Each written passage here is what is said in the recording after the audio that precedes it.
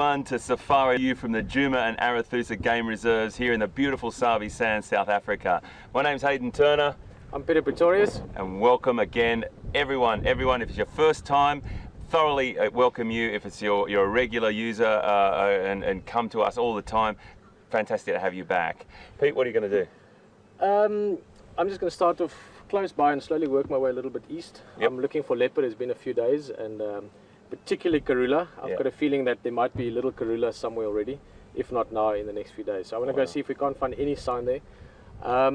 Yeah, it's just a great afternoon. Sorry, I just noticed a little dwarf mongoose pop its head out, and that's quite distracting. It's this tiny little dude. But yeah, just look around. It's a lovely afternoon. It's not typical summer weather. It is in the sense that it's been raining, but it is not that it's nice and cool. You checked the temperatures earlier. Yeah, 27, 81 Fahrenheit or around there. So cool enough that we've like baby bear's porridge, just right. Yeah, perfect. We might have active predators a little bit earlier today. And you're going to check out the hyena den as well? Absolutely. I'm going to go and see the hyena den that Pete found. I'm really keen to do that. Very exciting that because, well, it's a place to go to, but also it's a lovely. I love that den. Of all the dens that's been in the area that I've seen over the years, that one is one of the few where quite often we had other wildlife happening there. It's in that area, Rebecca's Road, where you're following that leopard a while back. Yep. So there's lots of animals moving through there as well. So it's a great place to sit. Absolutely. I also want to try and track down that hippo. The hippo story continues, Pete. We tried. Yeah. Well, he was at Red Dam. We stumbled upon him the other day, and everyone that was with us saw that. It was a real shock and a surprise. And then we went back the afternoon, and he was gone. So we're really going to keep our eyes open, as should you in this area. Yeah, I know, anyway, right? Hopefully he's back at some stage. I know you will, yeah, for sure. Right. So, and anything else that pops up, folks, if you've got any questions for us, please, questions at WildEarth.tv, and you can... Hashtag Safari Live. That's the one, if you want to tweet us. And if you want to send any questions to Pete or myself, we'd love to answer them. We try and get to as many as we possibly can.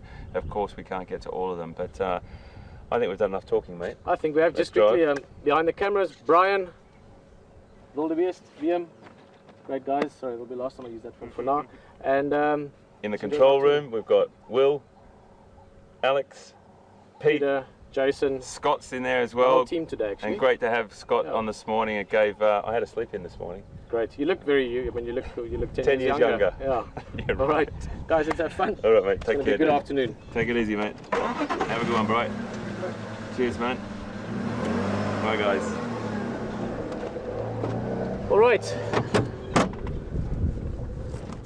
Firstly, just coming back to the weather, as we said earlier, this is really, really great weather for game drives, as opposed to the really hot, scorching afternoons.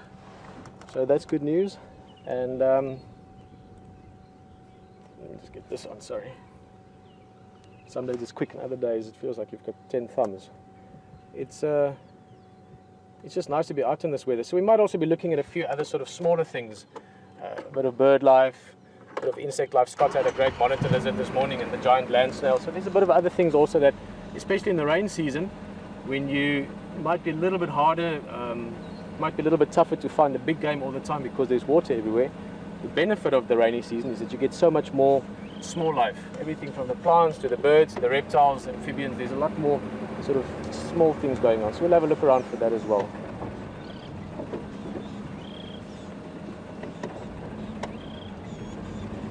Okay. Our regular sort of antelope groups that we get up in quarantine towards sunset normally, they've moved down towards the warthol. So we've got the impala herd with all their youngsters, the blue wildebeest herd with all their youngsters, and I see some waterbuck at the back. So to start with, we've got great general game, nyala. We've got 4 species just here. Hello.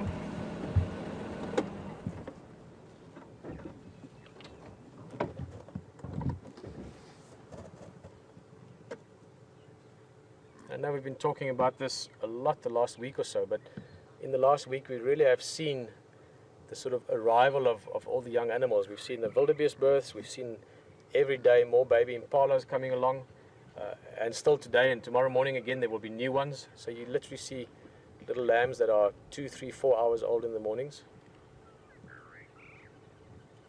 But you do really get the sense that we're in the sort of full swing of things now in terms of summertime.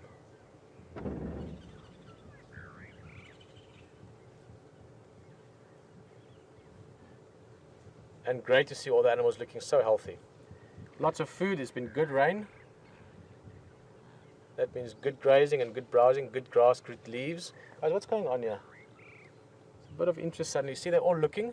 Now, I did see in the background, sort of through the trees, I could see a couple of waterbuck running around. So it might just be that. But look at that. Suddenly attention from all the females, ears up, all looking in the same direction. As I said, it could just be the waterbuck playing around. I saw one of the bulls running in the background. Wow, well spotted. I couldn't even see that. Brian's sitting a little bit higher up. There you can see the waterbuck in the background. Not too worried, so I don't think this is actual something that's threatening them. I think they were just looking at the waterbuck. But it's great to see everyone looking so healthy and fit, strong. It's the great thing with spending so much time together. Brian and myself feel like more and more we have a mutual brain. That's exactly what I was looking at. The two little ones walked up to each other and gave each other a little sniff like, hello. And these guys are making new friends, new animals in the herd. They're getting to know each other on a daily basis now. And yet they know each other intimately in the sense of mother and lamb knows each other from sight, from smell, from sound, run straight to the mother. Now I'm sure the same as for the impala. Us humans probably all look the same. And to the impala, I'm sure that they all look different from each other. But it is amazing to see these little guys, 2, 3, 4 hours old, 1, 2 days old. And in a whole herd of females, they can run straight to their mum without a split second of doubt.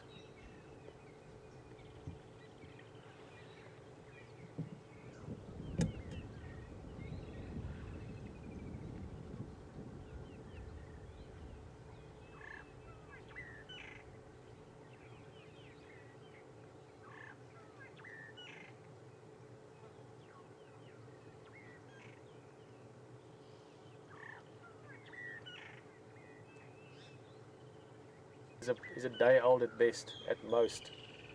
Maybe born yesterday, perhaps even early this morning.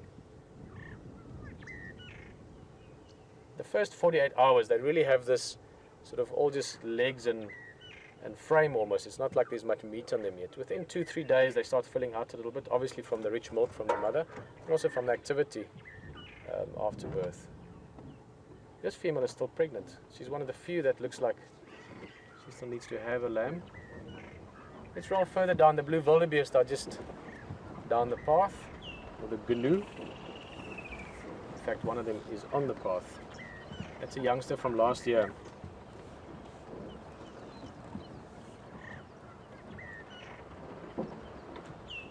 Alright, this one, just over a year old now, would have been born last year this time. You can see the straight horns.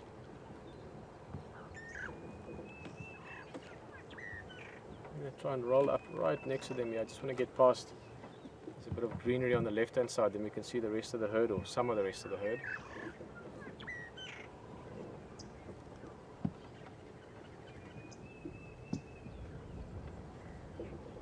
Oh, here's a little creche of youngsters.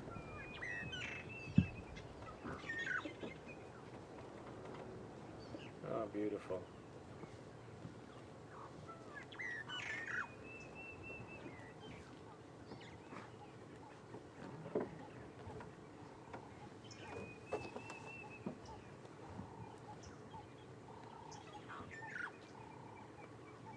Awesome bird calls. You can hear a birch or starling, the dove in the background. It's the Cape turtle dove.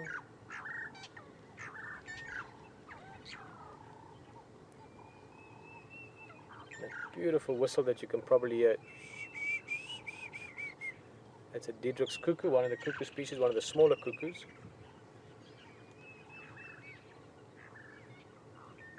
And these little wildebeest, it's something that you find quite commonly with herd animals.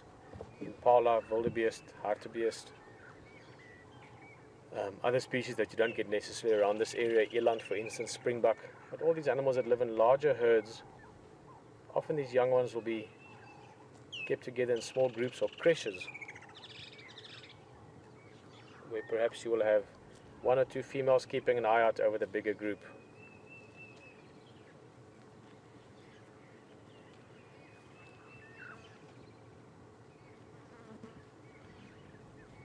and that allows the other females to get some proper grazing done, get some food into their system, which they also need. They have to not only provide food for the youngsters in the form of milk, but they have to keep themselves in good shape as well. So it is very important that they get good feeding hours in.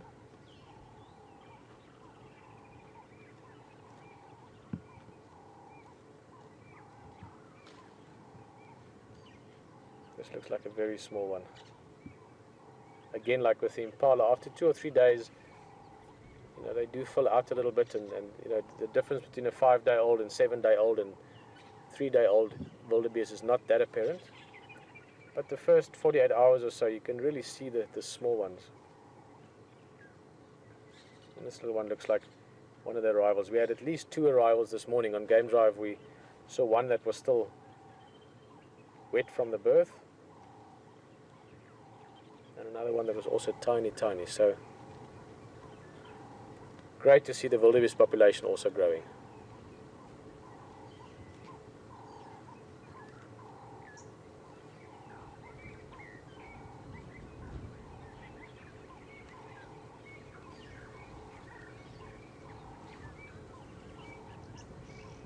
Some interesting behavior there, just running through the background. There you can see it just coming into the corner. That's a waterbuck female, but there's quite an amorous looking male following her. Now, this is not typical mating season for most antelopes, including waterbuck. They normally have their mating season, well, I guess end of April, but May, June, July is generally when most of the mating behavior occurs. So I do find that curious. Maybe a female that's in a sort of a strange estrus cycle. I mean, it's not impossible, especially with your big animals like waterbuck, zebra, for instance. They also have slightly random foaling times in the case of zebra, or calving times for the waterbuck. But majority of waterbuck are born now, a little bit after the wildebeest and the impala. So here by December, January, we can expect to see some waterbuck calves. Unless that female is heavily pregnant. I didn't have a good look at her. If she's quite pregnant and not far from giving birth herself, again, hormonally there might be something of interest in it for the male that he's picking up through that process, phlegm, that we discussed on other occasions. So they can smell in the urine of the female. They can get hormonal messages, if you want, by testing it with an organ called a Jacobson's organ, and that could be it. I don't know this for a fact, but that would make sense. So it gives the male almost a false impression of estrus because the female is so close to actually giving birth. That's a possibility. Beautiful big male though, great condition, that characteristic white mark on the backside.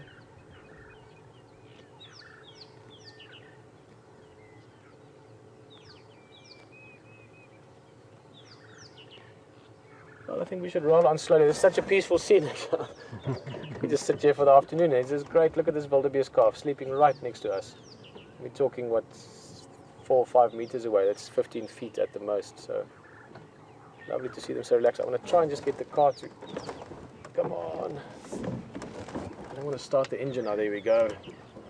Gravity. I'm just going to roll along slowly, look around the area for a little bit, see what else might be around. Beautiful afternoon in Africa.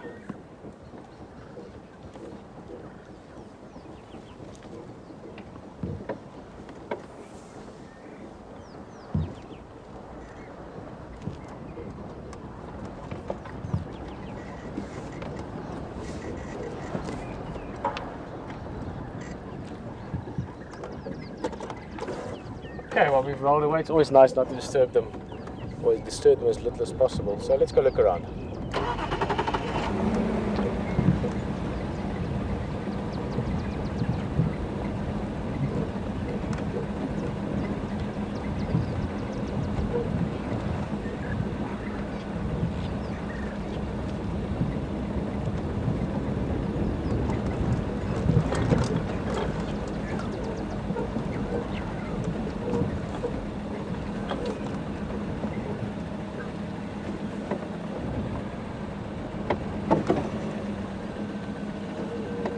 Like to see one of these birds if they stick around.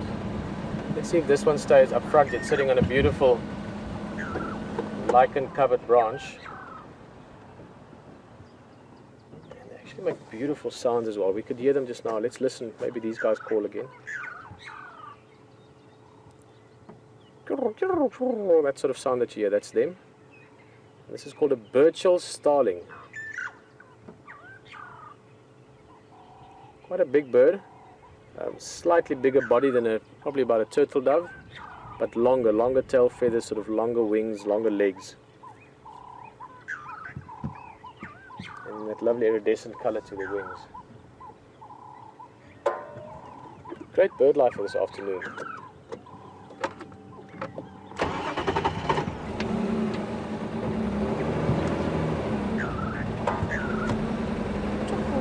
They're just talking to each other, all the different birds sort of within the species. I mean, the starlings will be more communicating with starlings, but also the birds in general, they do communicate with each other. They let each other know if there's danger around or lots of activity.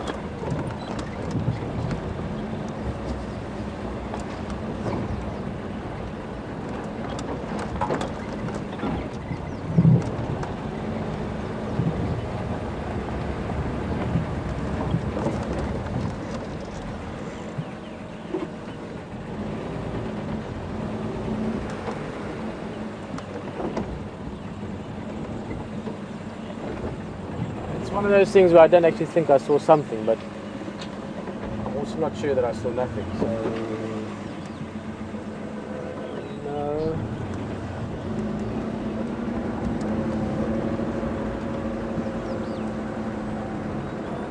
I do really want to find a leopard this afternoon. We spoke about it at the beginning of drive, but it's been a couple of days now where we didn't see leopard, and the one good thing about that is that every time you don't see a leopard on a drive, you one drive closer to seeing leopard again, and it just feels like a good afternoon for it. The weather is nice. This morning was a little bit not wet, but it was sort of drizzling a little bit now and again. So you might have found that some of the cats, if it was drizzling, might have just sort of stayed in one place rather than move around too much, which means they've got a bit of catching up to do this afternoon. So I'm hoping we get some activity. Just looking at some bird life. We're going to look at some more bird life as well, and just enjoy a lovely afternoon. That's the plan.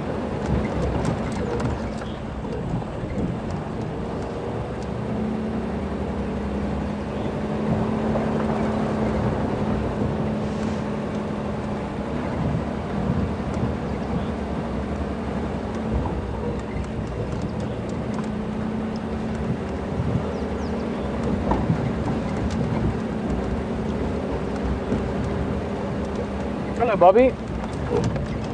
Nice to know people are enjoying the birds as well. Bobby's just asking what is the difference between a Burchell's and a glossy starling. The best I could do is I'll try and find you a glossy starling and we'll look at the two as a comparison. But just to give you an idea, the starlings that we see around here most commonly would be the Burchell's and the glossy starlings. So that's a very good difference to know. Then let's see if we can see this bird. They're so rare to see. Just sitting there. Awesome. A little bit, where is it now? There it is. It's a bit dark. It's difficult light. We're looking right into the afternoon sun almost. But this is the black-headed oriole, and this is a bird we hear often, but we don't see them very often.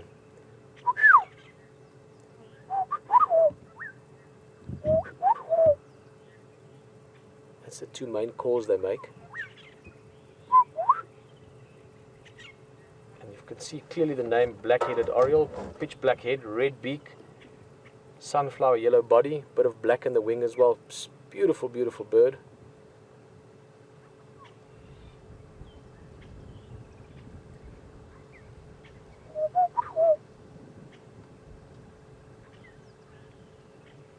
Oh, this is so awesome.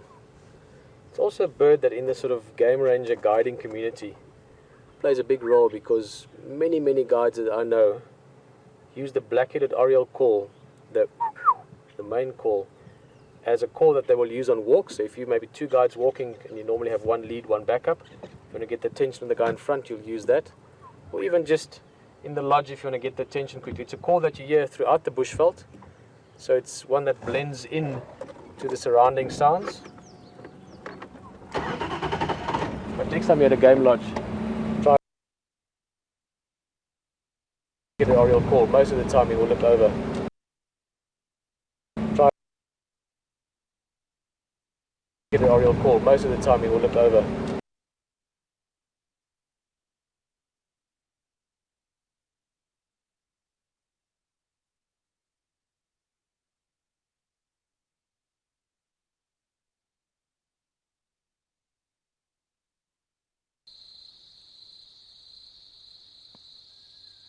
But the glossy and the birdsall starling are quite similar in the sense that they both have that beautiful iridescent blue color to them, that sort of shimmering color.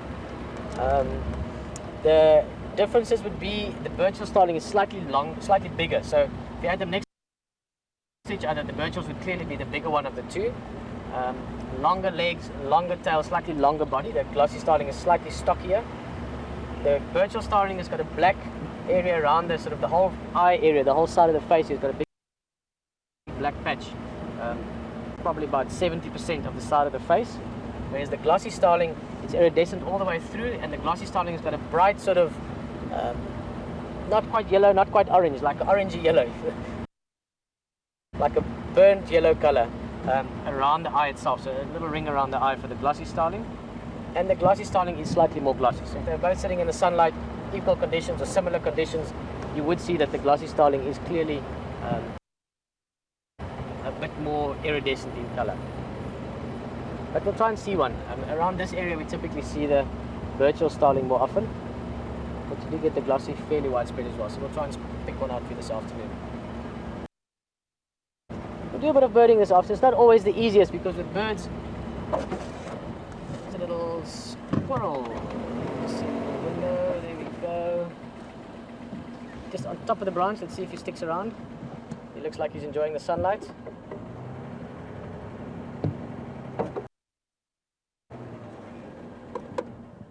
It's a tree squirrel just enjoying the afternoon sun.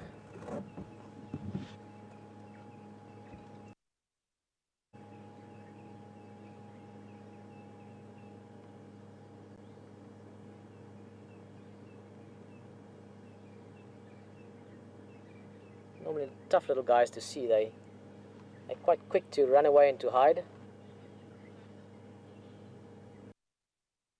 But I think this squirrel literally is just enjoying the sunlight on his back.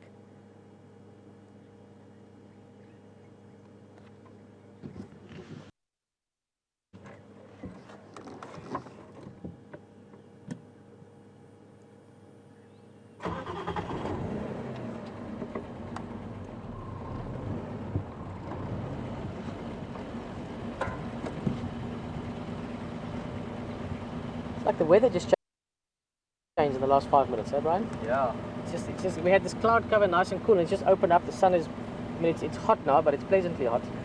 You can suddenly feel it in your skin. It's really very sunny suddenly.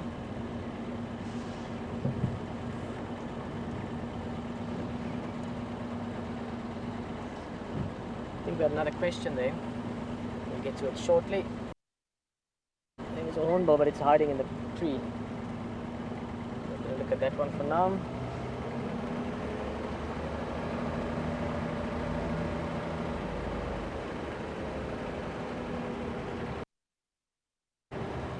Wow, look at that. Oh, guys, look how beautiful that is. The impalas are all just running and jumping.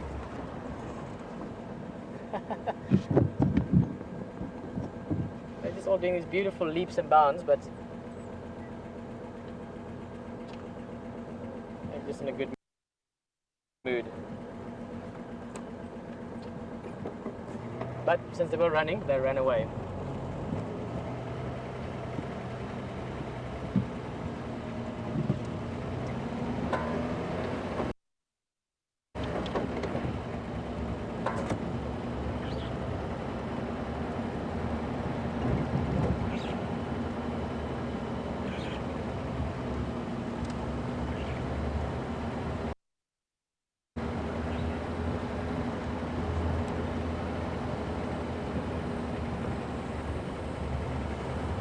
where we had that beautiful view the other night with the hyena catching the termites. Those of you that joined on that sunset drive will remember it. It was awesome. All the termites coming out and the hyena just snapping them up. It was just behind here.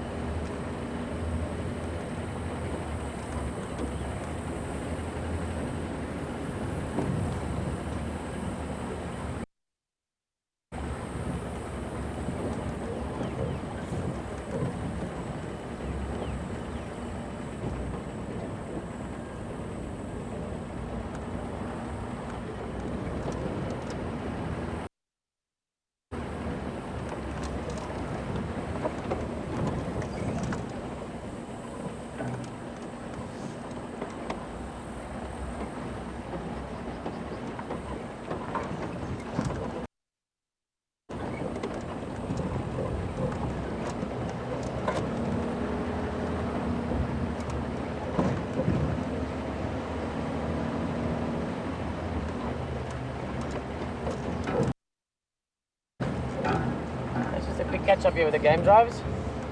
Good afternoon, Ephraim. Nkuhuma, just starting here around Boyatela area and then Jiga Babuzuk Dam later on.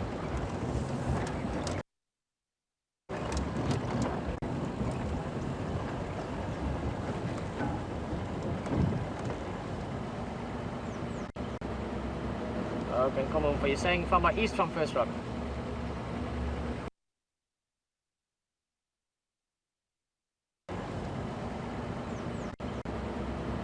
Okay, come on, you're saying from my east from First Rock.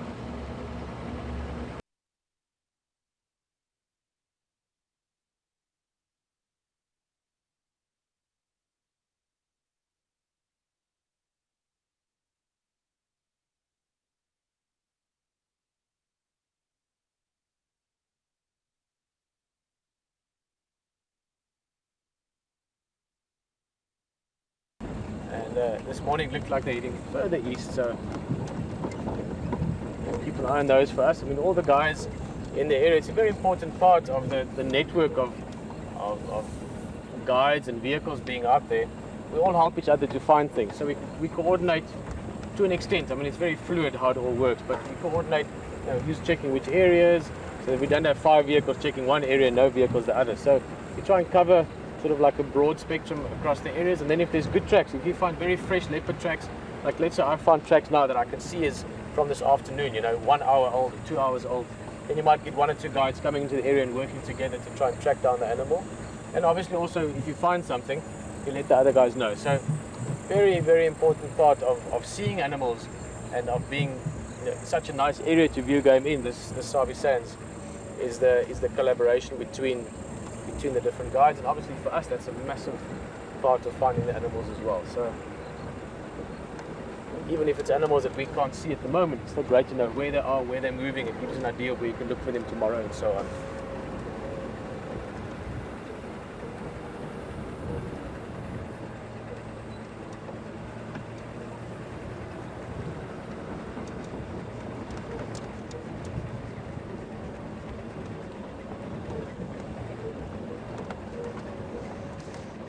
Oh, strong smell of elephant dung. I'm just going around, there's a small water hole up front here.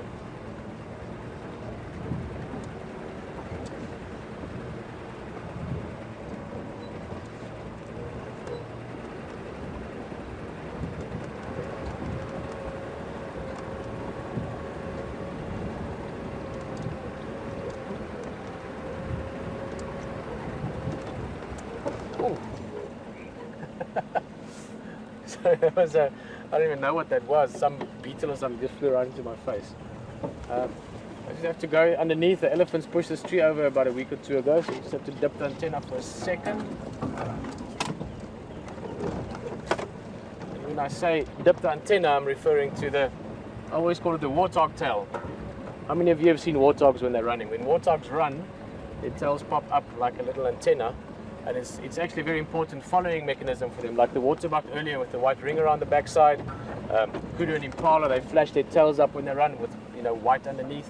Warthogs, they have this little antenna that pops out with their tail at the back, and it always makes me think of it, our vehicles.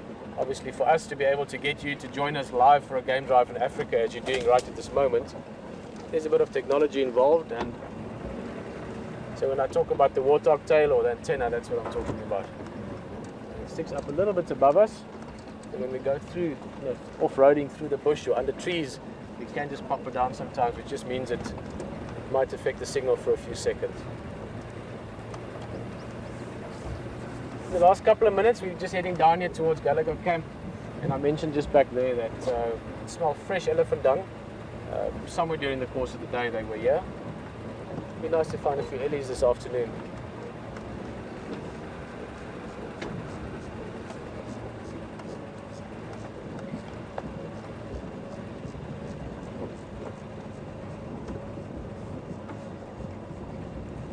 This is a little clearing, it's a small waterhole just to the right, close to Gallagher Camp. Boitella and Gallagher are the two Nkuhuma camps.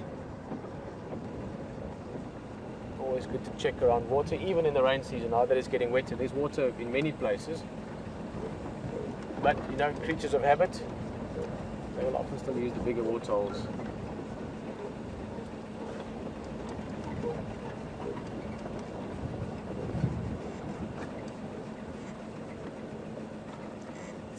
Sorry, this is a funny angle, Brian, but I think it should work.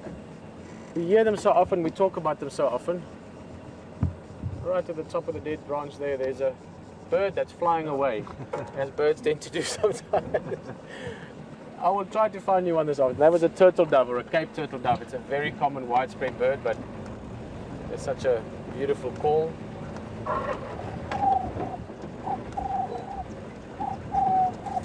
That's what they sound like.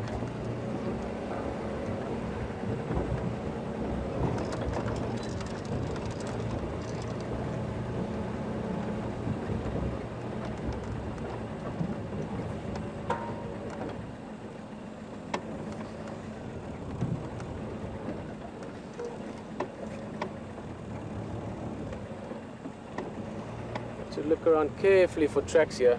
This area that we're in now has got about 3 different little drainage lines, these small dry riverbeds that sort of have like a confluence in front here. And I went for a, when was it, Monday, when Scott did his first drive, that part of the drive, I went for a great walk in here. Very exciting walking because it's really thick, there are lots of little twists and turns, and quite a lot of game activity in there. But if we can find some leopard tracks around, this is a great leopard area, and also one of the areas that Karula's favors, or has always favored once she's got.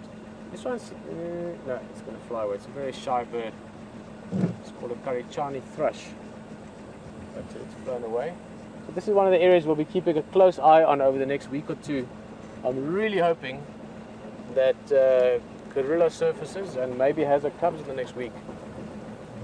It's about that time for her.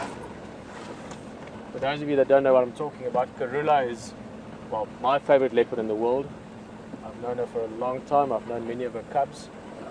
Currently, the 2 young males that we see quite often, Nkuhuma and Quarantine male, are the 2 leopards that she had 2 years ago, 2 male cubs. They're 2 years old now. Well, almost. December they'll be 2. And she's due to have her new cubs anytime. They might be born already. Or if not already, in the next day, 2 days, 3 days, week or so at the most. So lots of excitement to see if we can find her. And just an amazing, amazing leopard that I'm personally very fond of, and I know many, many of you that has been coming on drives for a while know why. I don't need to explain why. She's beautiful, but quite amazing as well. Just a really amazing, amazing cat. Very much like her mother, Safari, who I also knew years back, who's now passed away.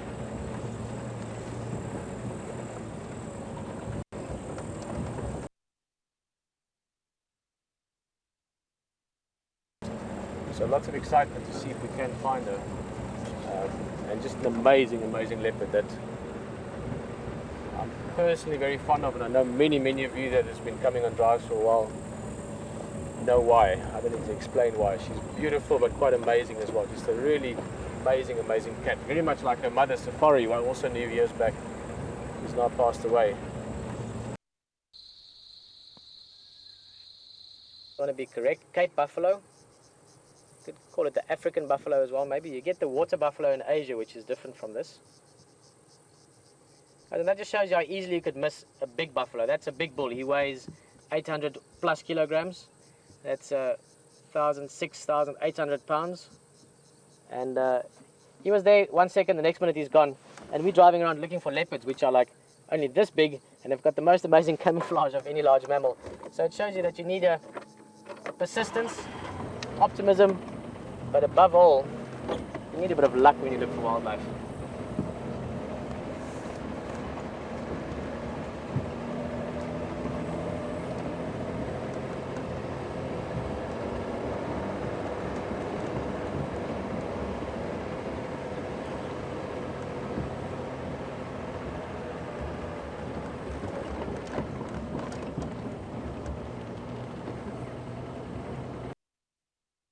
It's just tricky looking at birds. I mean, you see all these beautiful little birds, and you see them for a second, they're all fluttering off. And I saw a black-crowned chugger there just now. They have this amazing call. If I hear one, I'll try and stop to listen to it. Something like that. Beautiful whistle that you hear. But again, a bird that you hear often, but you might spend 2, 3, 4 days and never even see one. And when you do, it's like just flying away. Hey, another buffalo. Also a big guy. He's got quite a serious expression.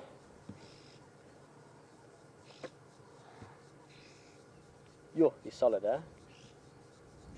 Such a bulky animal. He's past his prime. You can see that just from looking at the horns, but still.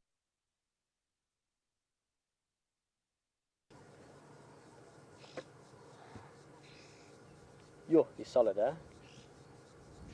Such a bulky animal. He's past his prime. You can see that just from looking at the horns, but still.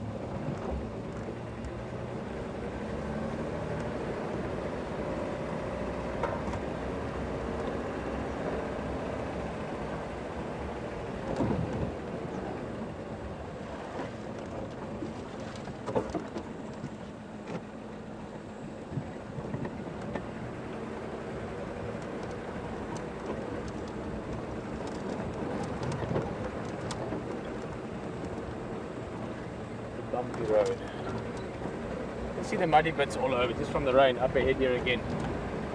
The rain from the last few days. So lots of these little pools and puddles all throughout the bush now.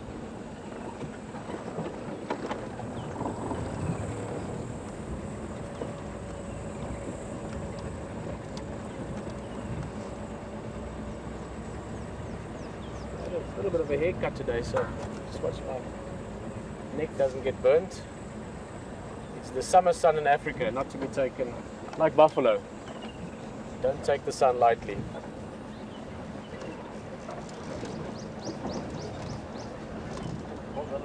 Oh. Is it? Where is it? Oh, wow, cool. Well spotted, Brian. Oh, where did I go now? It's amazing, Brian. I still don't see it with my naked eye. Just behind that branch. Just sitting there. Let's see if it moves. Let me roll a bit forward. So I was just answering one of the game drivers are calling me. Craig, good afternoon. Standing by. Very well.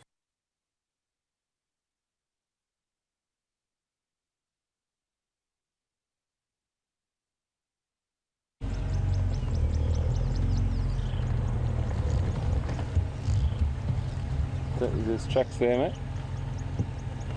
I don't see anything.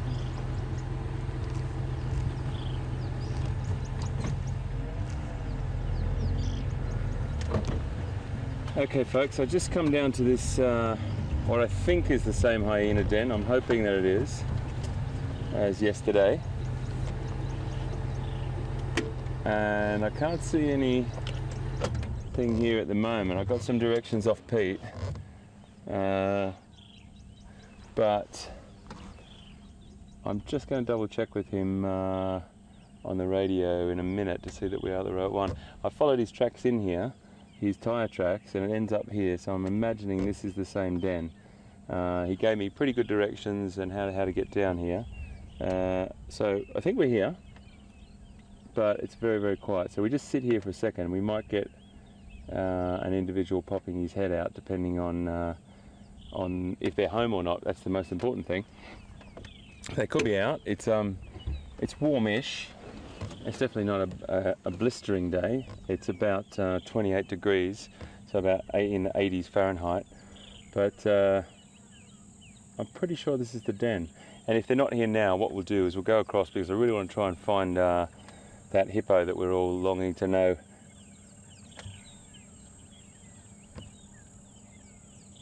And we will come back. So let's just sit here for a little bit. Great to be back with you folks anyway. Thank you very much for watching this afternoon. And I had a little bit of a lie-in this morning, which was nice. I slept till 7, which was pretty impressive. I enjoyed that. I feel really refreshed, and having Scott on board is an incredible thing, not just because he's a great guy and very, very knowledgeable, but he's definitely taking the heat off Pete and I after this incredible technical phase that we've been going through over the last month. But it's just great to come back out today. I'm pretty sure this is the spot. It looks like it's pretty active just in that area there, very, very clear on the front. And Pete did say it had a little sort of nice bit of vegetation.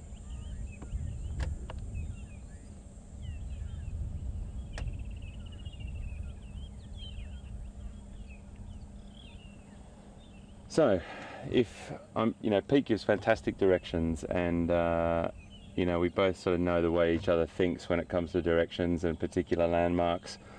This is the den. We've got a really good feeling. I've looked at his tyre tracks coming in here.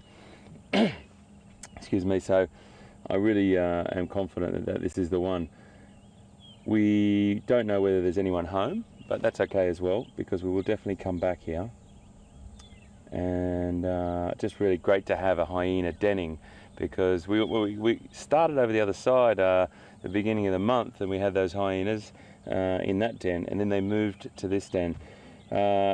We saw a lot of spoor, a lot of tracks up and down the roads yesterday morning, but you just don't know where they go. Hyenas move an incredible distance over the night hunting. Sometimes they'll hunt off by themselves, and other times they'll work together. Last night when Pete was down here finishing up with you, we were coming back along the edge of the quarantine area, and we saw 2 of those individuals, potentially the alpha female, coming back to here. But we're not really sure yet, because there's a lot of hyena all over the place here. They're an incredible species, and I know there was a lot of interest in them yesterday, which we really want to carry this on. But for us, leading up to Big Cat Week, and also just for our regular visitors, and if you've come on board for the first time on one of our safaris, great to know that we've got a place we can always come to and talk about and potentially see hyena. Incredibly interesting species. A lot of misconceptions of them over the years, which is a little bit sad, and it's taken a long time to break those misconceptions. And I think I mentioned it. Please excuse me, I'll just get a drink. I think I mentioned that popular misconception back in the early times when Victorian naturalists were coming from Europe to study animals. They wanted to, how would you say it, portray animals as all having a family sort of code.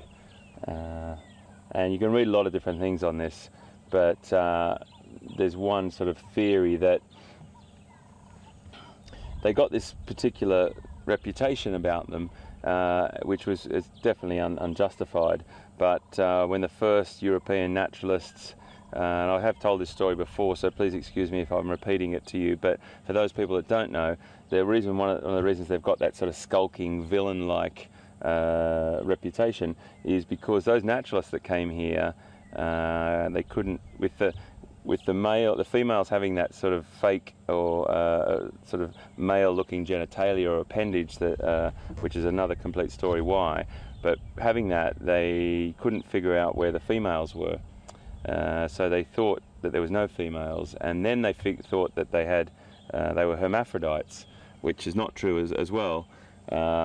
and then that was not portraying that fantastic family-like sort of structure, like the line pride, for example, you know, that male dominance line pride type of thing, to the public, when they were trying to sell nature to the world, or to their communities. So it took a long time for them to figure out that they actually, the females had this sort of male-looking appendage, so to speak, as well. And then coupled with their sort of scavenging sort of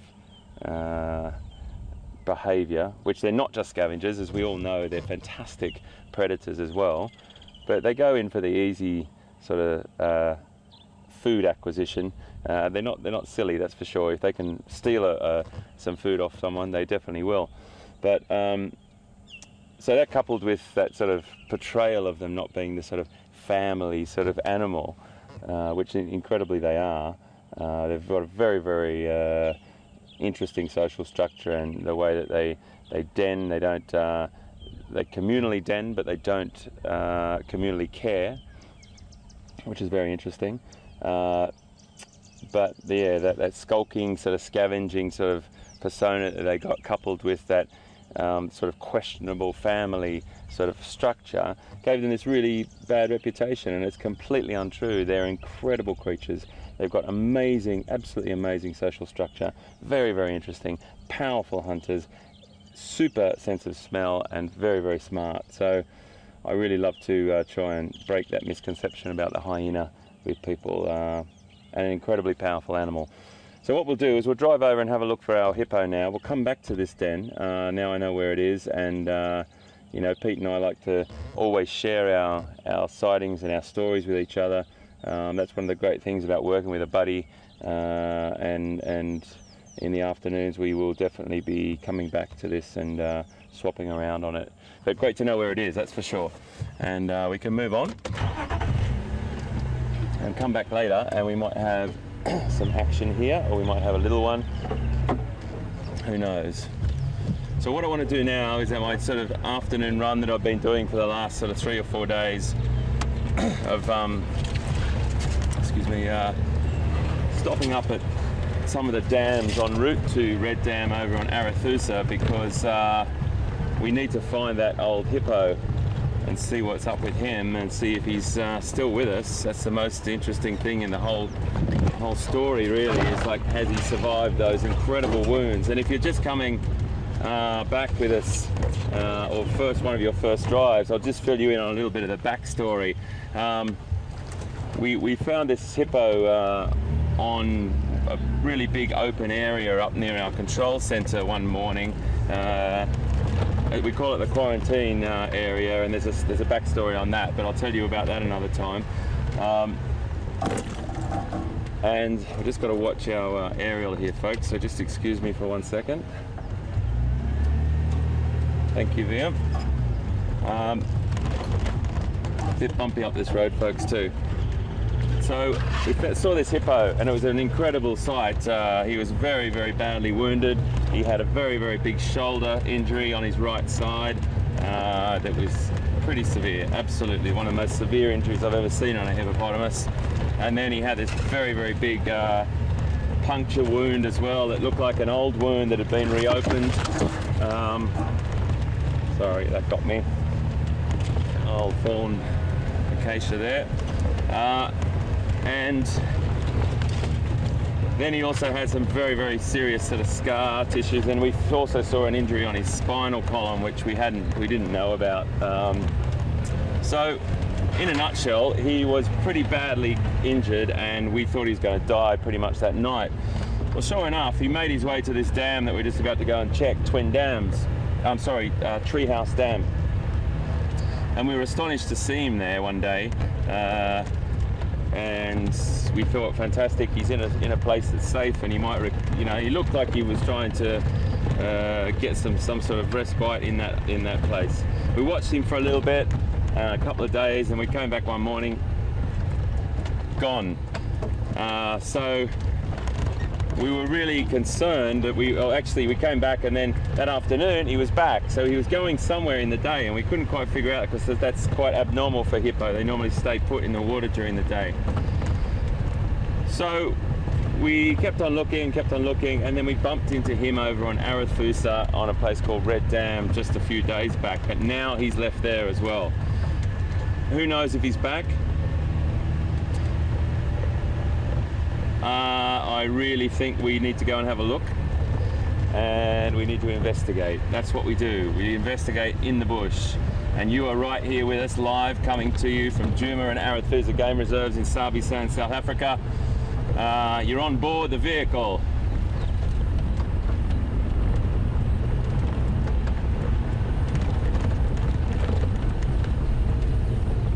And that is a great thing.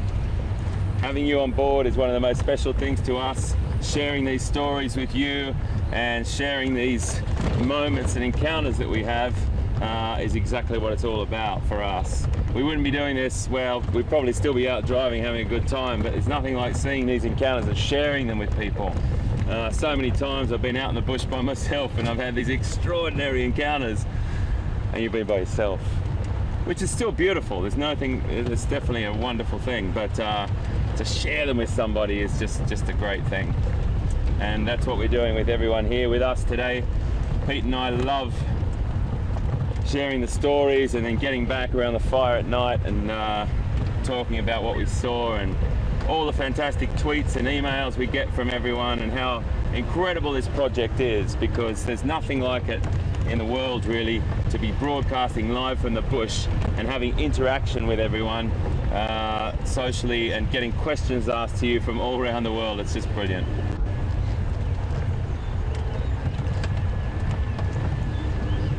So I made sure that VM put his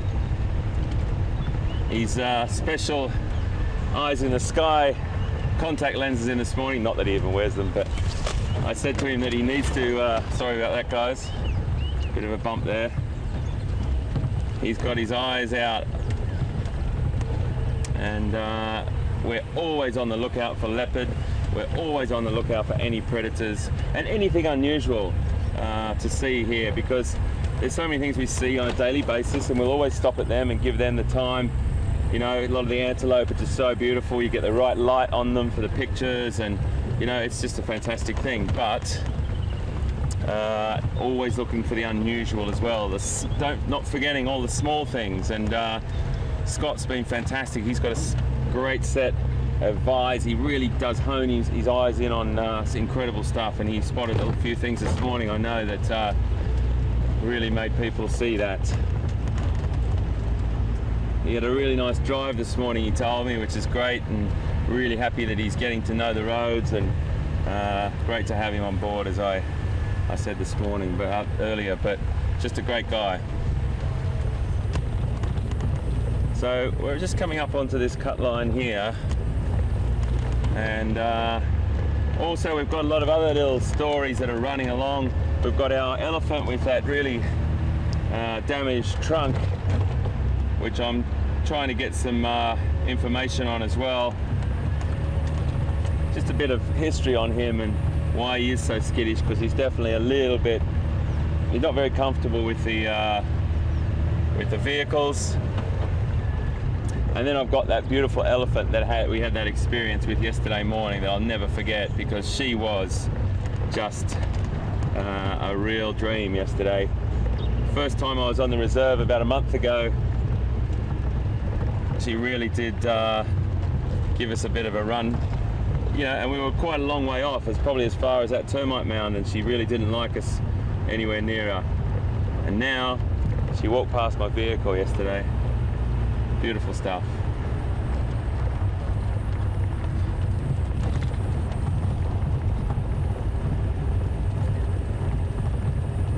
So great to be back in the vehicle and driving out in this beautiful place.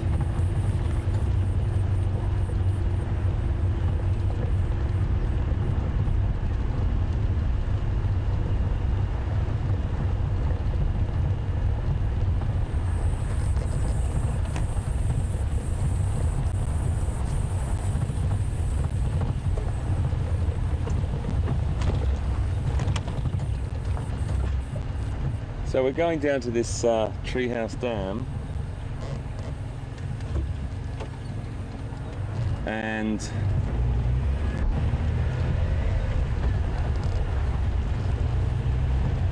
you never know, because Treehouse Dam has delivered for us a leopard, hippopotamus, zebra, and loads of other things. And that's the beautiful thing about turning up to a water point. Anytime you turn up to somewhere that's got water, you've got the opportunity to see something drinking, something hunting, something just lying in the water. We never know. The sun's just popped its head out. That cloud cover's all burnt off now as well, so we'll see.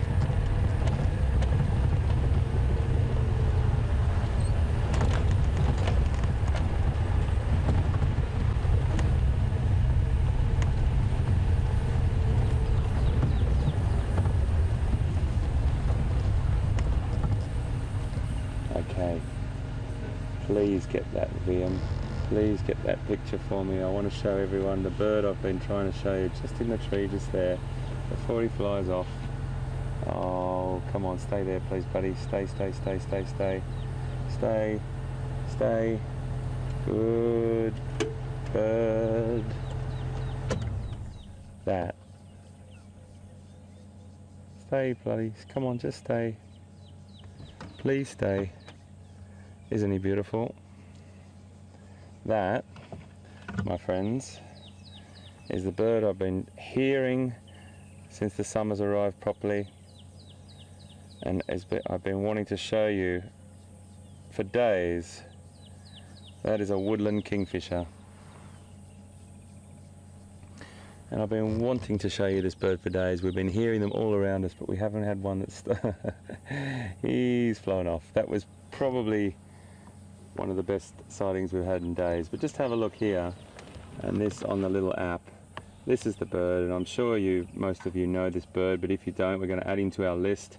Beautiful bird, absolutely superb, precious looking bird with that beautiful red bill, those great black sort of shoulders on his wings there.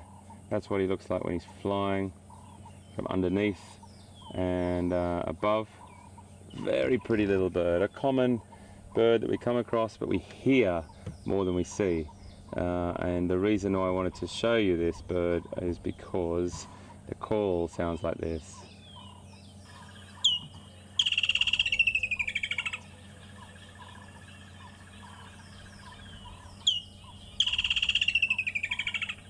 Isn't it a glorious call? Just one more time.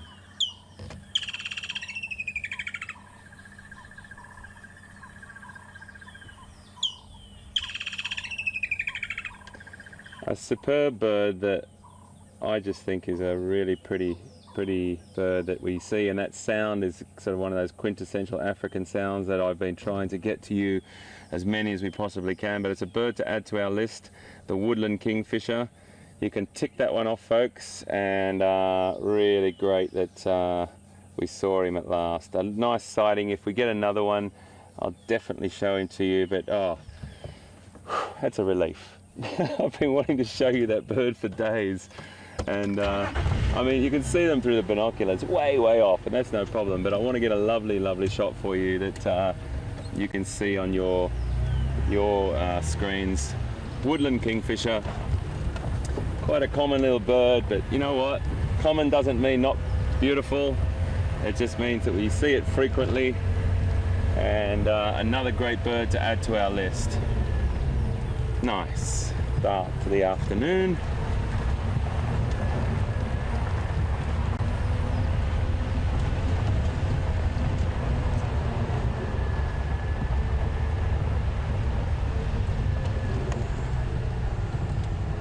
Okay, well, we don't seem to have any hippo here.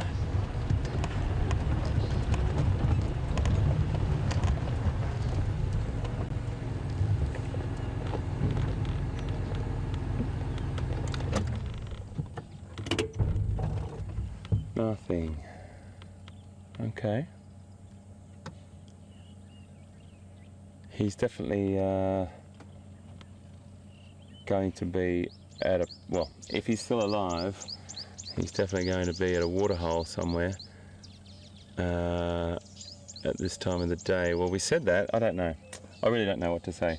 All the behavioural things about hippos that I know and that I've read, and I think most other people would say, you know, majority of the day in the water. If it's a very, very cool day in a winter's day, they do come out and haul themselves out onto the sand, and they will lay there until they feel like it's not good for their skin, and then if they get too hot, they will come on in. And unfortunately, he seems to be doing the opposite. He seems to be in the water in the afternoon somewhere through the night and disappearing during the day. During the night, hippos will go off and feed for most of the night. They'll probably take off at, you know, just on dusk, and sometimes they wait a little bit longer depending on the location, and if they are living in a protected area where they feel safe, or whether they're living in an area that comes in contact with humans and they might have a bit of human-animal conflict. If that's the situation, they will come out a bit later. But they normally come back before dawn. Right, he's not here. Let's move on. Just going to take you across and have a look at these beautiful birds in this tree here as well.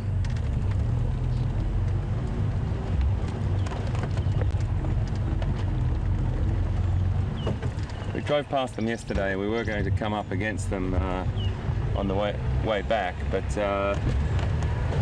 we didn't come back this way, and Pete was with those beautiful hyenas, so we closed on them. But I just want to show you these birds.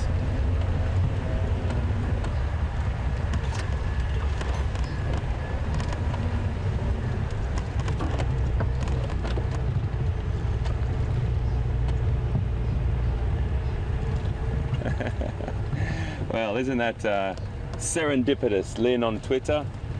Have you seen any weaver bird nests? That's exactly what I'm just about to show you. So fantastic. You must have sent me a thought message there, Lynn. Thank you very much. And very appropriately too that you tweeted that message to us. I might have to get around the other side to show you this. Let's see how we go. Is that too backlit for you there, VM? Would you like me to pull down next to there, mate? Take a look. It's a little bit backlit, isn't it? What do you think? Okay, go around. Go around and down, and then you might be able to get a bit better shot.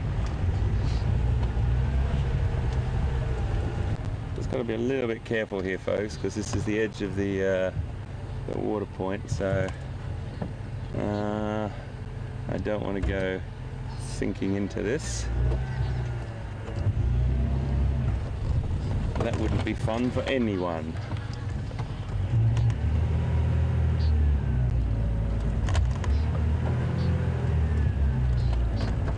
I'll just try and poke my nose here so we can see a couple.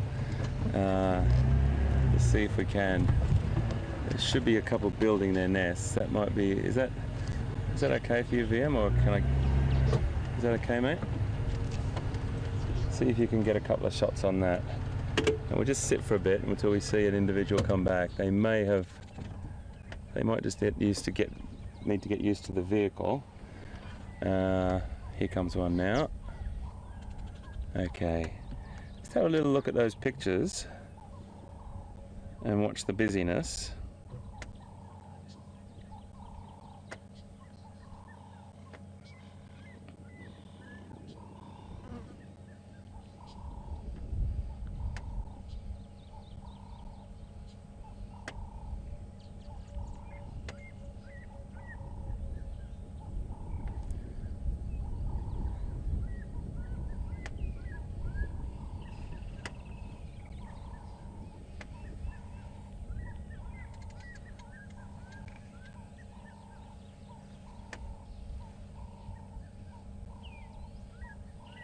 Beautiful little bird.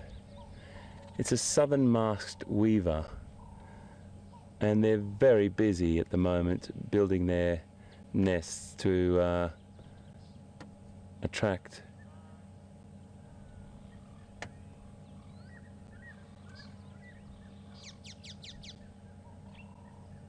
So you see a difference between the male and the female.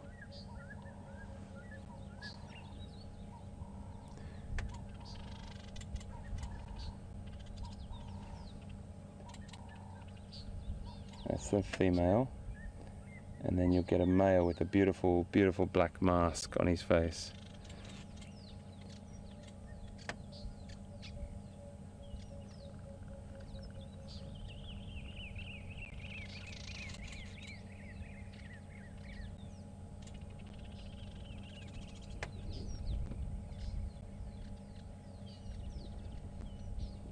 Got this fantastic sort of sizzling sound about there. Zick, zick, zick, zick, zick, zick, sort of a sound. And these males will spend immense amounts of energy building these nests to impress and try and attract a female.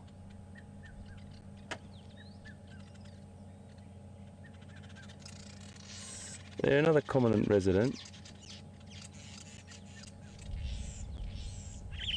So off they fly, and they'll go off and get some more grass, and they'll come flying back in a second, and we'll watch them come back. There's a couple more around the other side, but these three nests that we can see, there's a couple of nests in the picture that we can see being built at different stages. Very beautiful bird. Some people even have them in their gardens in Africa, in the bigger cities. They're not fussy as long as they've got adequate food supply.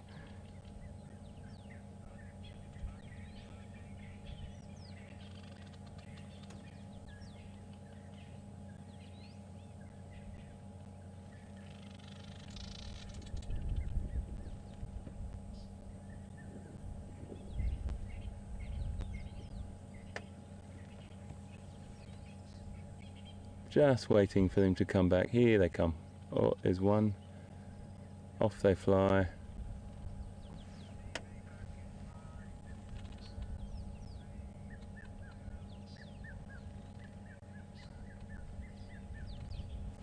So they're busy building nests, and if the female, there you go, come back, and he's displaying there to try and attract a female to come and look at his nest. And if she comes and looks at it and decides that it's he's built a good enough house for her, she will then take up residence. He's doing a beautiful display there. And if she doesn't take up residence, he'll throw his toys out of the cot and destroy it and start again. So it's an incredible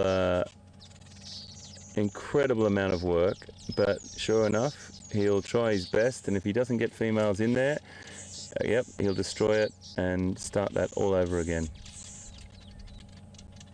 Seeing some beautiful behaviour.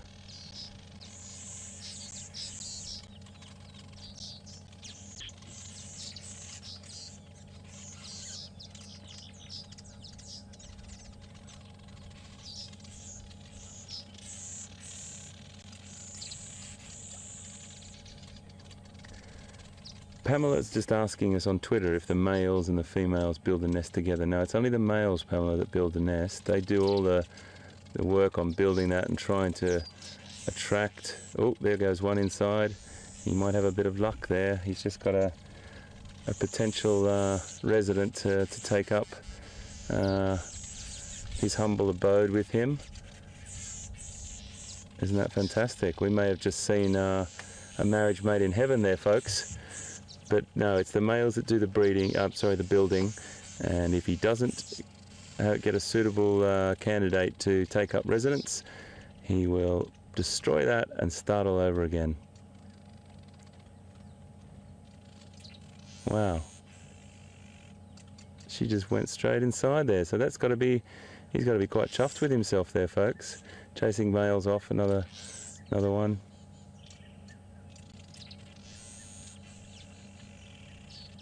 Isn't that brilliant? Exactly what we're watching right now is what we were just talking about. So he was on the, he's done well for himself, and she's gone inside there, and this is where it will all happen. So beautiful, beautiful bird, southern masked weaver, and we'll start to get them in many other locations as well, and try and stop and enjoy them a little bit more as time goes on. You can never get tired of watching them build. They've got that beautiful, it's a very, very relaxing sound. I was talking to VM about them the other day, and he said he's got them in his garden, and it's quite a calming sound, you said, mate, yeah? Yeah. It's quite a soothing sort of a sound. They're a super little bird, always active, always great to watch. They're coming into their full breeding season now, which will be the heavier breeding season is September, October, November, December through to sort of February, and then the shoulders of that are just March, April, and then they're not breeding in sort of May and June, but really, really great birds. Okay.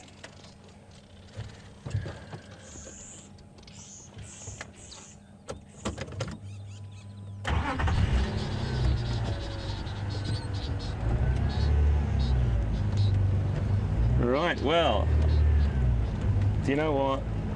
I love you guys. I love you guys because not only have I got my eyes in the sky, VM, it's elevated, but I've got you people, you wonderful folks that watch the waterhole cameras, and someone's just contacted us and said that there's an elephant herd at the dam by Arathusa, by the lodge there.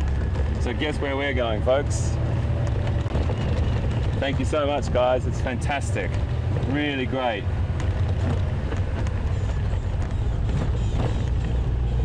So we're going to make our way over to Arathusa now, and we were going there anyway. I was going to stop at Twin Dams on the way down, but you know what? I don't think that hippo would go there. It's too close to Viatella Dam, where that other dominant bull is, and where he had that altercation. So I think we're going to head straight across there. It's a little bit bumpy along this road, and the next one's got some corrugations on it as well. But I'm sure you'll cope. I'm sure you've had it all before. Really nice, folks. So if it's still there when we get there, brilliant. Otherwise, we'll try and stick with them. You know I love my elephants, as does Pete and Scott, but I had a beautiful, we all had a beautiful encounter with those elephants yesterday, and I just would love it. There was loads of elephants through our past few days. Just a big tree root here, folks, just hang on. Yeah, so very, very sweet little birds those. You can add them to our list. Southern masked weaver. Didn't really give you a shot of them on the app, but I will when we stop another time. I just want to put a little bit of effort into getting to this dam now, so we don't waste too much time, and see if we can see these ellies having a bit of a drink, because it's always a beautiful thing to see, and see the babies and the social structure there within that herd.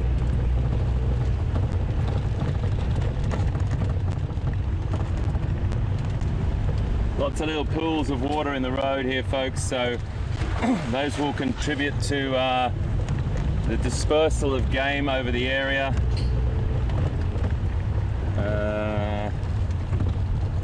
Yeah.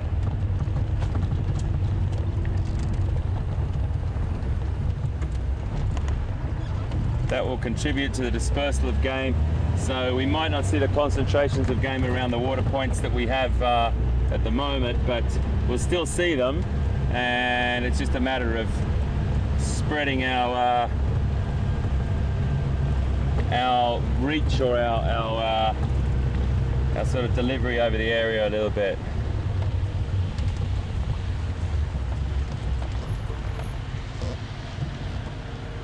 How are you, mate? All right, good. How are you? Good to see you. Hi, everyone. How have you been?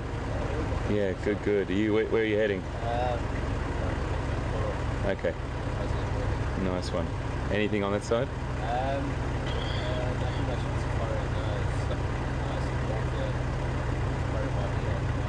Okay. Cool, man. Okay. Okay, thanks guys. Cheerio. Okay guys, just had a chat with another vehicle about any updates. So we're going to cross to Pete. Pete's with a beautiful elephant by the sounds of things. So we'll see you just now. Oh, I missed a nice head shake there. Awesome. Guys, we found this beautiful elephant. Let me just go a little bit forward. He just gave us the sort of typical head shake. It's beautiful with this backlight. We can see the dust, everything around him. Just give a better view. There we go.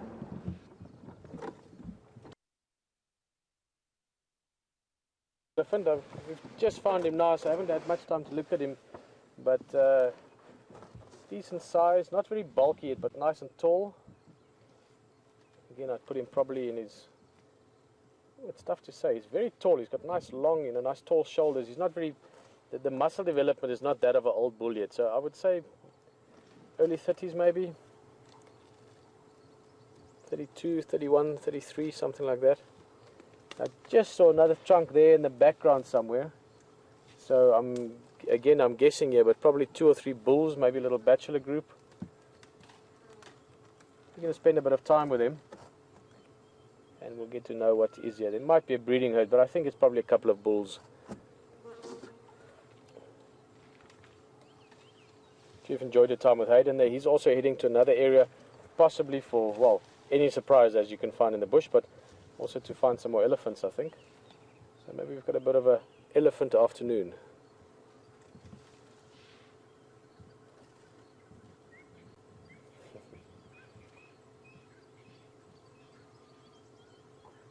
Let's move slightly around. I'm going to get to the other side of him. And also, as I said, 1 or 2 more elephants in the back. So we'll get an idea of what's here.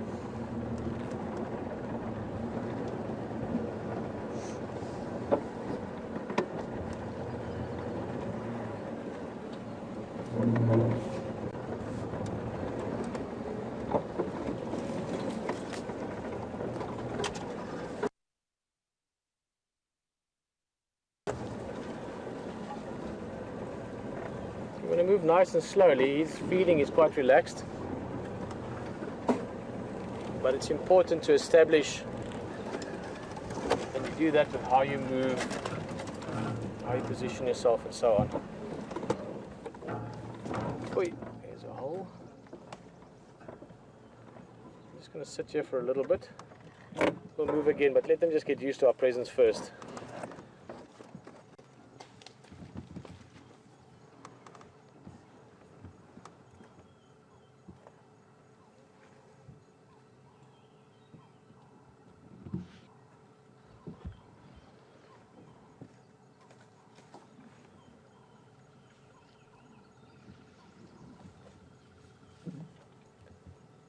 It looks like maybe just 2 bulls. Let's just give it a few seconds, see what they do, and then we'll see if we can have a bit of understanding of what they're up to.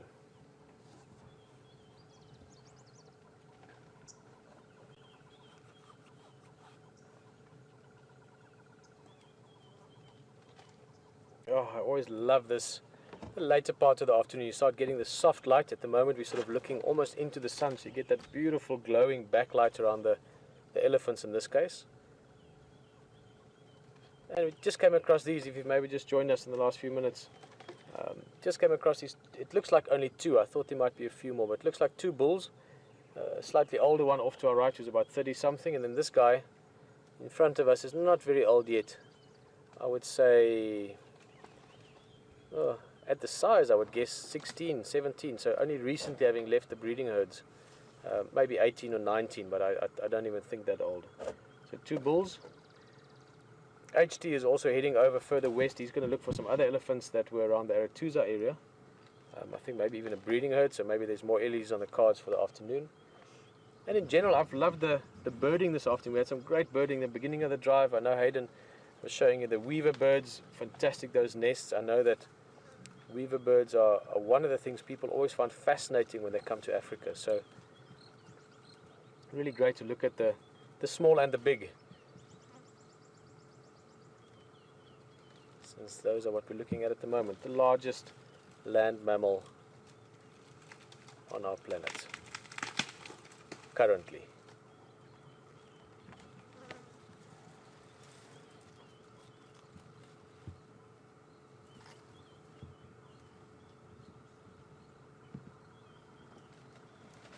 This other guy, you can see him just there. He's much larger, probably almost twice the age of this younger bull.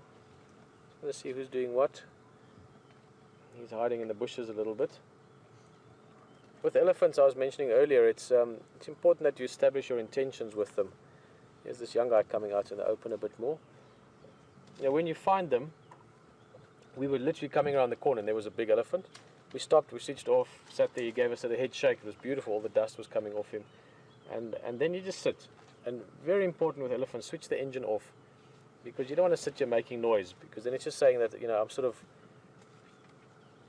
just reminding you of my presence the whole time. Whereas if you sit and you switch the engine off, you're nice and quiet, talking is not a problem. Tone of voice actually can have quite a big influence on elephant behavior. I've found over the years, I really have a soft spot for elephants, and I've been fortunate enough to have spent some time with people that really understand them, and have built up an understanding myself. And tone of voice is great. Elephants can literally, from being tense, I've been in many situations where elephants are a bit tense, for lack of a better word.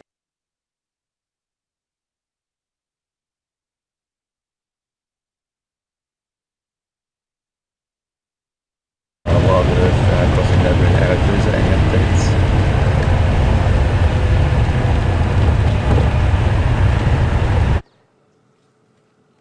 And they start relaxing. You can see it in their body posture. Let's see what this young guy is up to. They're not too bothered by us, not bothered at all, but also not really curious. Sometimes you get the sense that they're a bit curious. Let's see what this guy does. Okay, let me just move a little bit.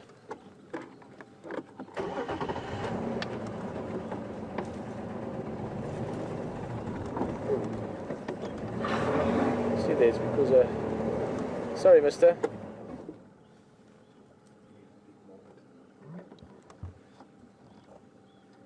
Just trying to move a little bit for signal there, and you can see him just giving us the head shake. It's not aggressive, it's more just to say, hey, what you doing? And then we stop again, not bothering him any further.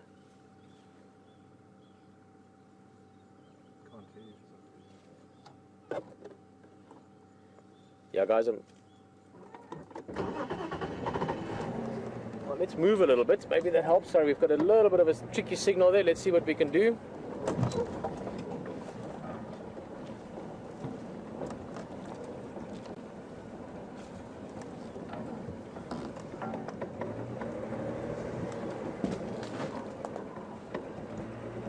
Turn here somewhere.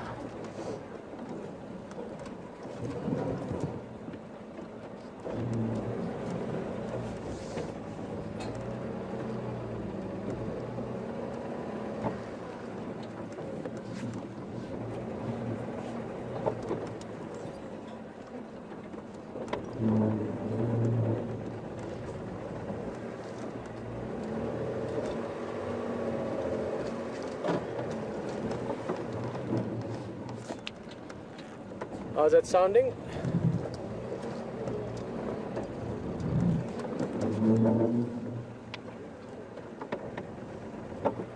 Alright, well let's sit here for now. Sorry guys, we're trying to find a bit of signal. Elephant's wondering, what are these guys up to?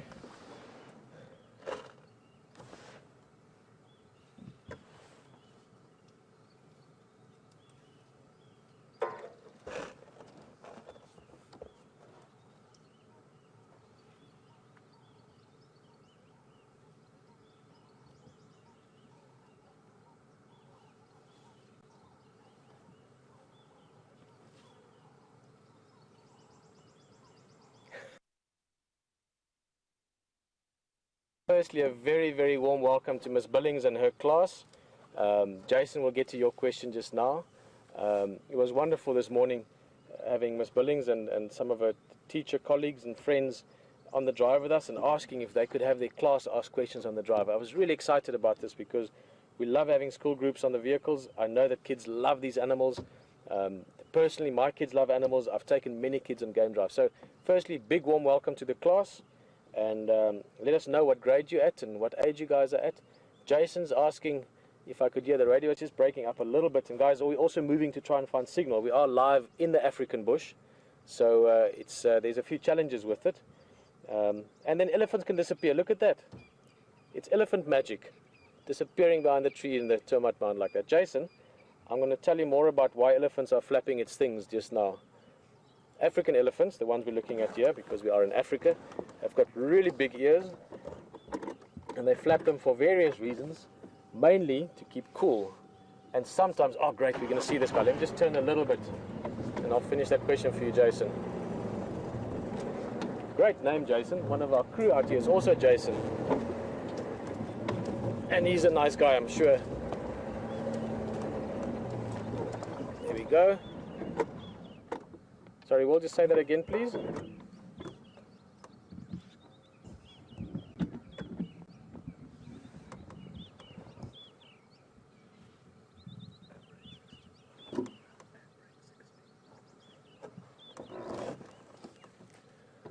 Okay, great. So we're in a better position here. Jason, you can see the big ears, and they use them for cooling down and also for communication, to make themselves look bigger sometimes. We're going to watch this guy a bit, and we'll see when he does different behavior. I'll explain some of it to you.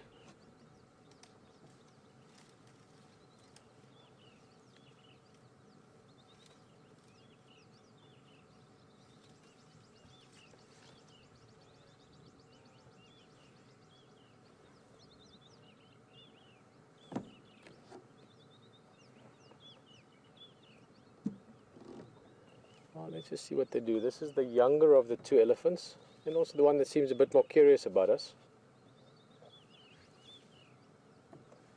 Let's see if we can get a better look at him.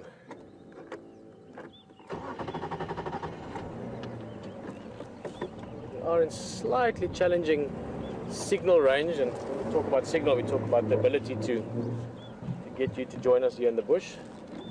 But let's see what we can do. Excuse me.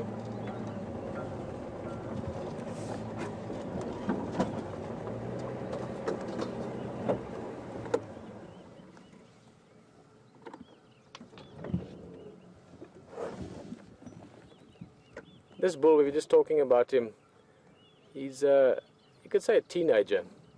Elephants, in many ways, you can correlate their sort of chronological growth to humans. In other words, they live to, again, depending on the conditions, but they live to 50, 60 years old even. There has been cases, if I remember correctly, sorry, my memory sometimes has to dig back 15 years or so for some of the things I read. But I think the oldest elephant in captivity was 89 years old. I mean, that's old. That's even for a human, that's really old. But in the wild, 50, 55 years old, influenced largely by their teeth. Over the age, as they get older, the teeth deteriorate. So also elephants that eat easier, softer foods will live older than elephants that live in tough conditions. You know, like in Namibia, we get those desert elephants. They're eating, you know, some tough food most of the time.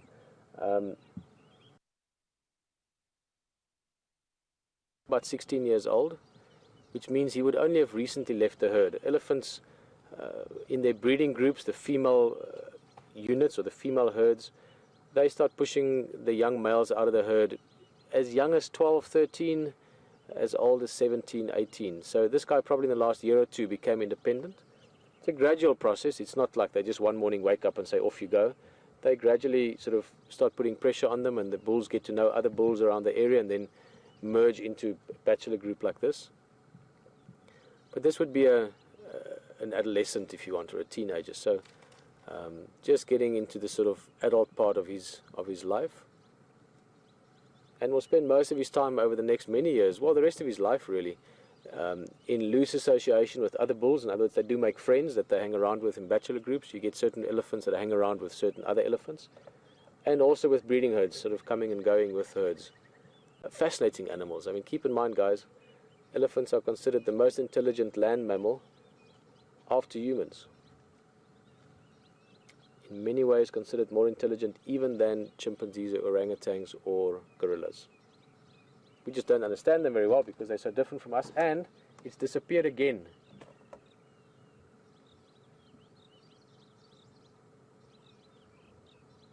I love that about elephant. As I said earlier with that buffalo, and here we are looking for leopard, and an elephant disappears just like that. You have to be optimistic if you're out on safari.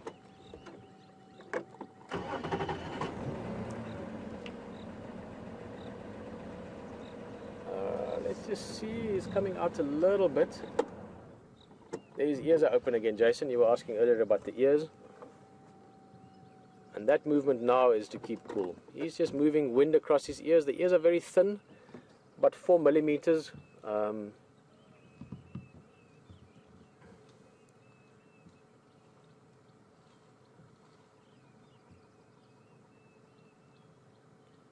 there we go. Hopefully he comes out into the open a bit more. Jason, as we were just saying from your question earlier about what elephants' ears are, why do they flap them, or what's the reason for it? As I was saying, the ears are very thin, about 4 millimeters, and I don't actually know how to translate. I know many of the measurement systems you guys use in North America, you know, feet and miles and yards and so on, but 4 millimeters it's very thin. That's about as 1/8 of an inch. Thank you very much, Will. It's about, actually, if you think about it, that's about as thick. It's about as thick as your ear. So Jason, all the guys in your class, Mrs. Billings' class, all feel your ear. That's about as the little lobe down the bottom there. That's roughly the same thickness as the elephant's ear, except the elephant's ear is much, much, much, much, much, much tougher. I don't know if I said much enough times there. I have to say it many times because their ears are extremely tough. Their skins are very tough, thick leather, thick hides. But the ears are thin, and you've got this network of veins running in it, and by moving the ears, they can cool it down. And if it's really hot, they go and they spray water on it or mud on it, and they flap it even more, and then you get it cooling down from the evaporation on it. So a very, very important part of elephants' survival is the ears' ability to cool their blood. When it gets really hot, because they're such big animals, the bodies can get quite hot, and they need to cool the blood down, especially before the blood goes to, what's the most important organ in any animal's body? Well, I guess they're all important. You need all of them. But since you guys are in school, and we're talking to everyone here, but Jason's class, since this was your question, I would say the brain is very important. That's why you guys are all sitting there in school learning. And the brain is very important for many things. It runs our bodies. We can learn things with it. I personally love the brain for the imagination and the ability to dream and think of wild places and look at elephants even if you can't see them. So we can imagine there's a whole big elephant standing in that bush even though we can't see it. Guys, I think we're going to leave them. They're moving into thicker and thicker stuff. So I want to get back onto the road just here. And we're not very far now from Buffelshoek Dam, which is a lovely waterhole, half a mile or something from here. So we're going to make our way towards that and see maybe more elephants around. Maybe there's some elephants. It is a little bit hotter now. Maybe they are spraying water on the ears. Let's go look around.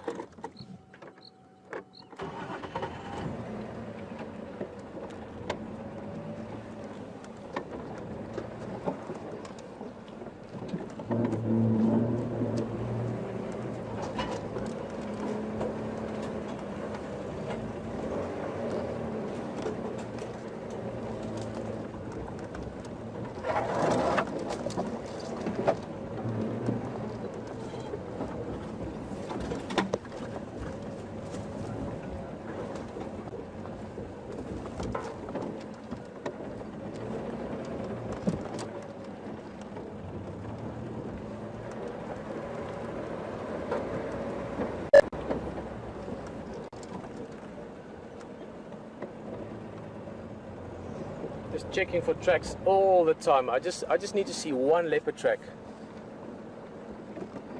to confirm for me that what we're expecting.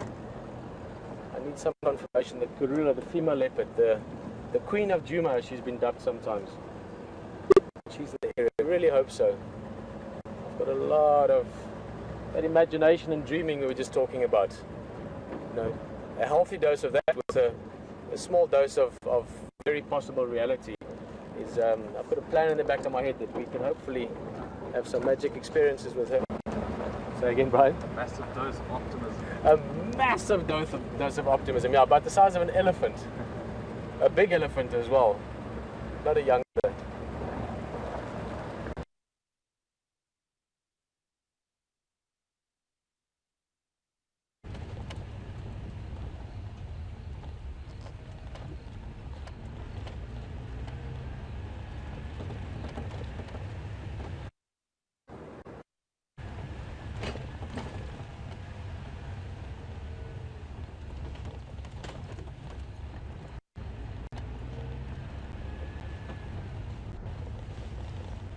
Beautiful country through here. A few darker sort of clouds there. I don't think they've got much bite in them really, but gorgeous sky at the moment. We're just coming up to this dam that I think this hippo may be in. I checked down at another dam down the way near the lodge. We just went there to see if we could find those elephant. But by the time we got there, they'd moved on, so I thought we'd use our time wisely tonight and try and get to this where this hippo could be and take it from there. But I know you've just had lovely elephant with Pete, so we sort of saw some great elephant, which is a good thing, and I don't feel as bad now. Not taking too long to get there, but you can only drive at a certain speed. You don't want to drive too fast.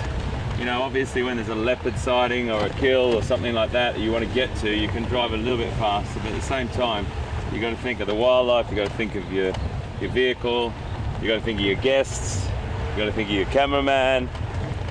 Not necessarily in that order. Guests, you are up there very, very high. Let me just see where I am here on my little map.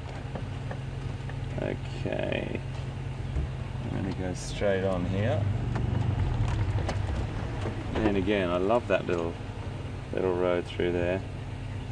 Yeah, if we go straight on.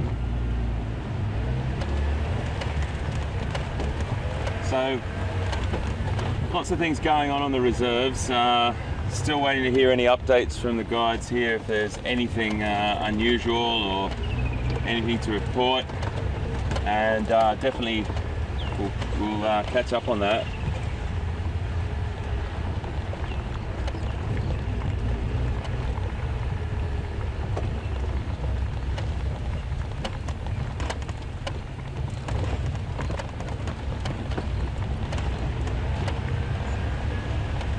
Seen a few different species of antelope coming through here, nyala, impala, many of the, the things we've seen many times before, sorry. But I just wanted to update you that it hasn't been super quiet. We've seen some really nice herd. We're just going to make our way to that waterhole. Many of the, the things we've seen many times before, sorry. But I just wanted to update you that it hasn't been super quiet. We've seen some really nice herd. We're just going to make our way to that waterhole.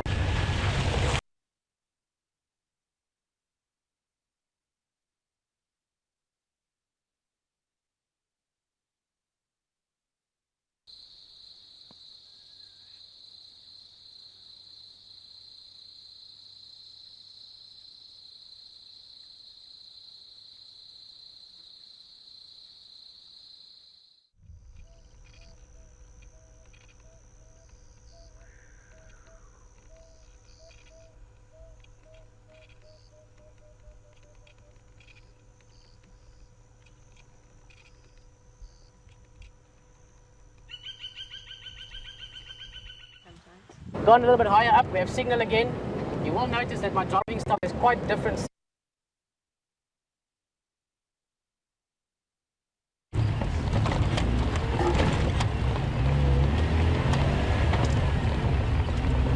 Sorry about that, folks. Just lost signal a little bit there. And two reasons I was turning around. One because of that, and the other reason is because I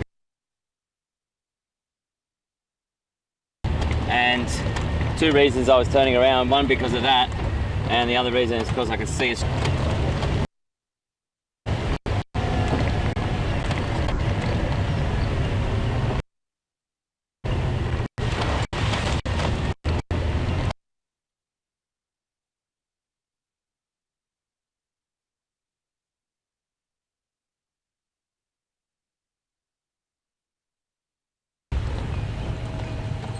Okay, this is a better way to go.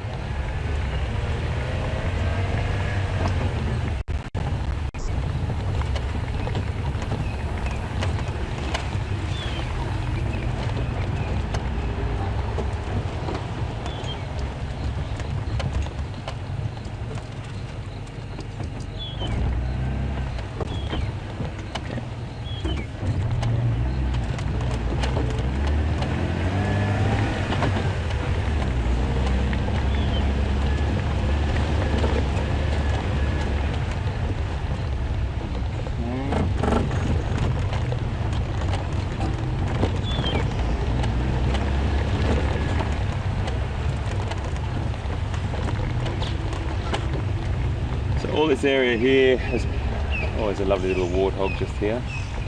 See how long he sits here. Just stand by for a second. Ah, he's run. We might stop again. Let's just run off up there and have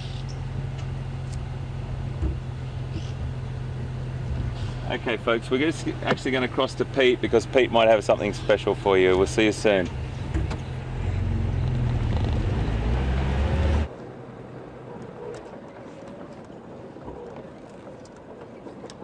So I know we've had a little bit of difficulty with the signal, but we've made it. We've found a place I think that'll work for us.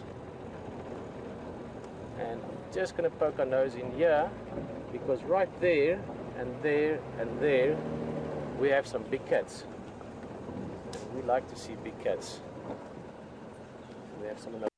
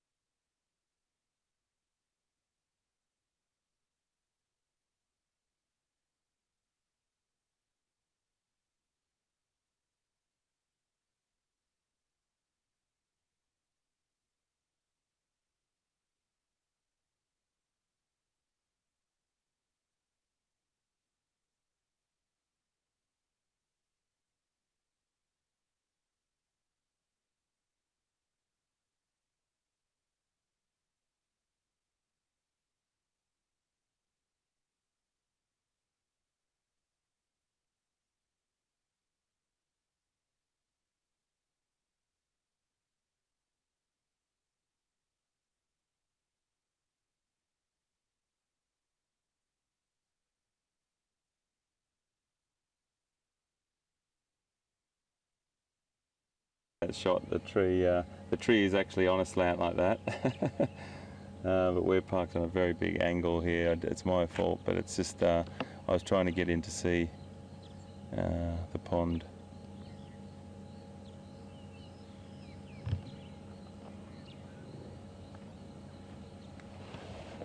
So hippos in captivity, they were interesting as well.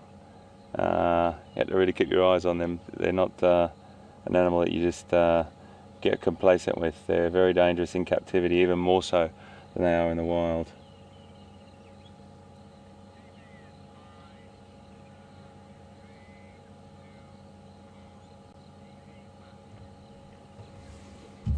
So I suppose we just settle with, he's not here, he's not at the other dam. We could only go back to Nkuhuma, which is what I want to do right now, and have a look around there and then see what else we can see over there.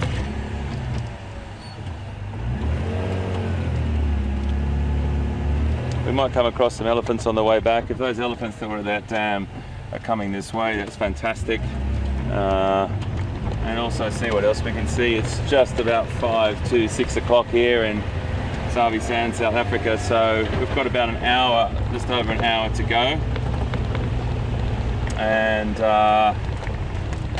anything could happen, that's for sure. You don't know what's around that next corner, as we always say. Listening to the radio, but nothing coming through at the moment where we are.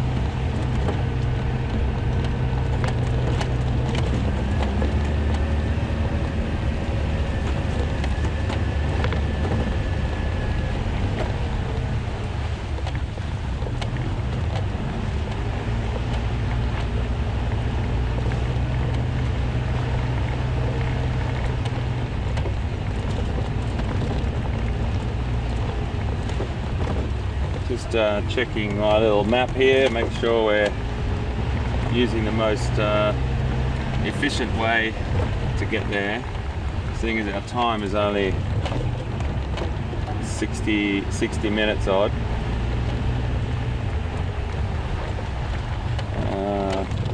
We can go that way, that's a good way.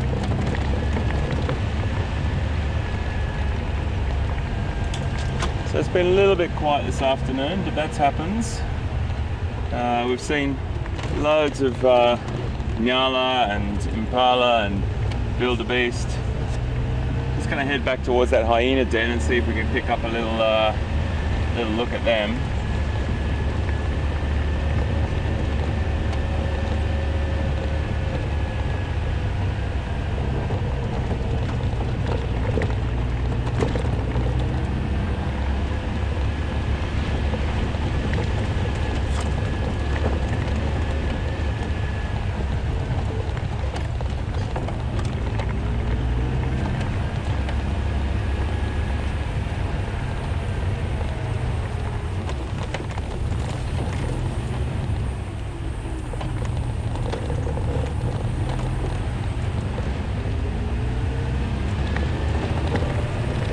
Few corrugations on this road, folks.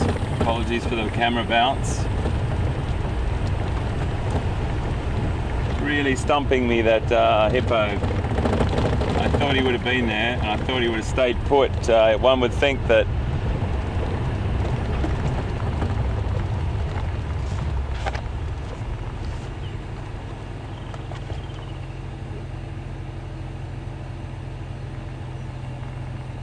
sometimes off in the distance, folks, you see things on the road and they look like what you want them to look like.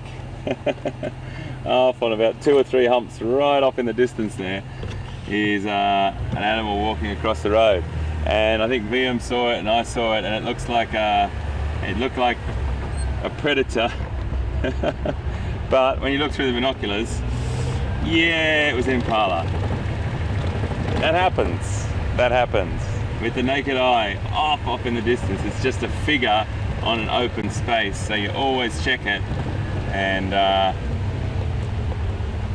yeah, it can trip you up sometimes. So a few bumps here, folks, so just hold on. It's really bumpy.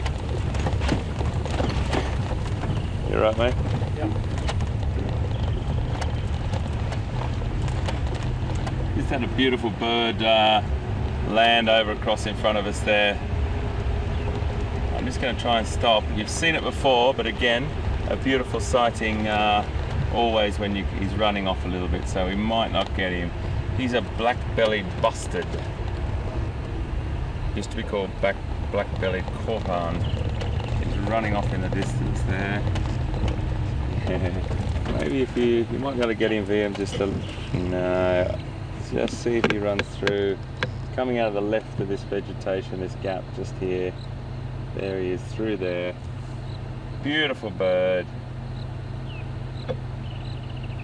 Going to do his call. He's thinking that we can't see him. And now we can't see him. Oh, he just... Is that another one that flew over there, or was that him? Let me just see. Oh no, that was... Yeah, no, that was him. He's flown off into the distance there, folks. Really look... Oh no, that's him, that's him. Maybe it's two of them. Yeah, no, he's flown off into the distance now. They're a very secretive bird. They don't... you don't get a chance to see them very often. We saw him a few weeks back, and he was vocalizing. Black-bellied bustard. It used to be called black-bellied korhaan.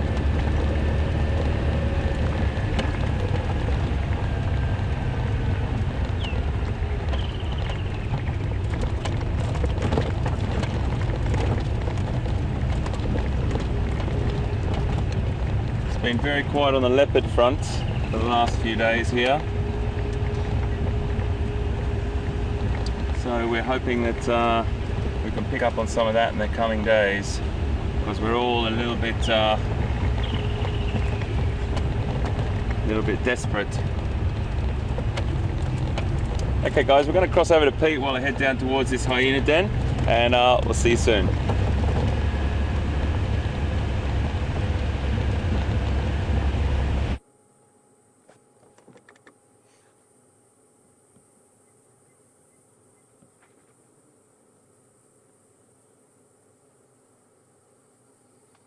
Welcome back.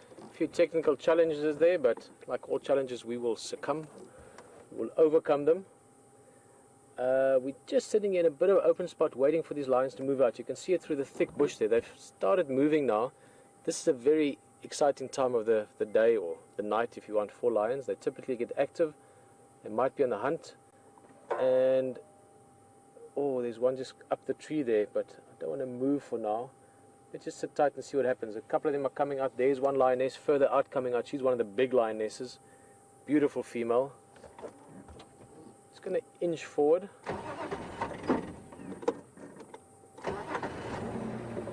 It's not that often you see lions up in trees, certainly not in this area. And wow, look at that. Two of them in the tree. That's beautiful. That's amazing actually. Yo, that's stunning. Let's see, maybe a bit of play with them as well. You can see the one there, the one just arriving below the tree. Pretending to be leopards. Lions are actually not bad at climbing considering their bulk. These are adult lionesses. They'll be weighing about 130, 150 kilograms, 300, 350 pounds.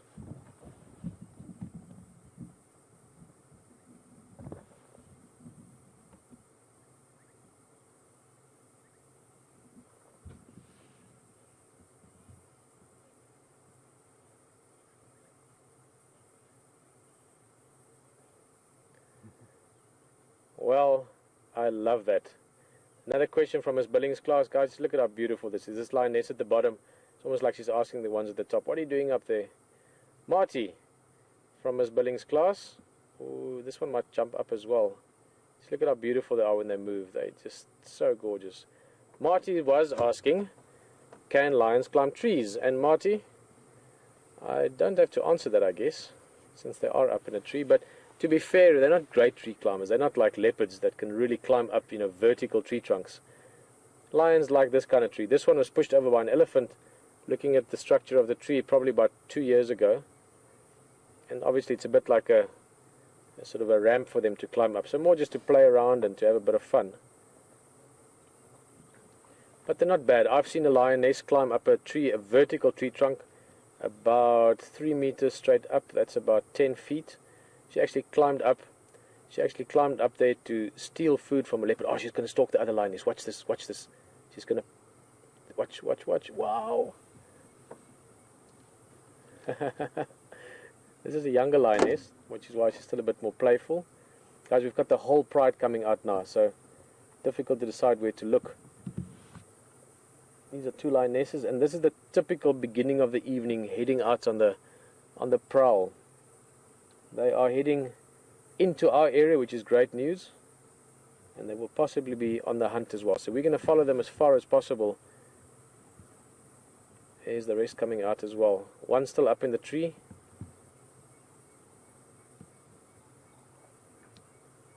There's another adult lioness also being stalked.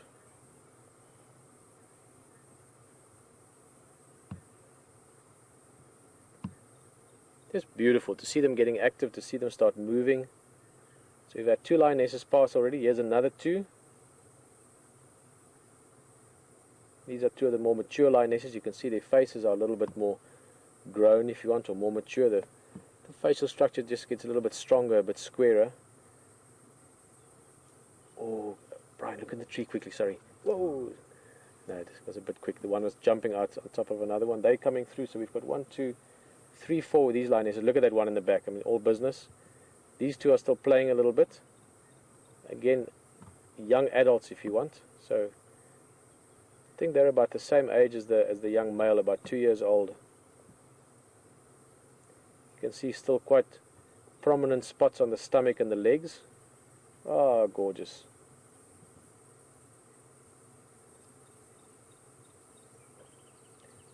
4, 5, 6, 7, 8 of them here. No big male with them. 9 of them in total. Just look at how beautiful she is. Yeah, guys, just to update the Nkuhuma Ngala on the move, heading Buffelshoek Dam direction, junction at the moment, Goripan and Chitakatlan.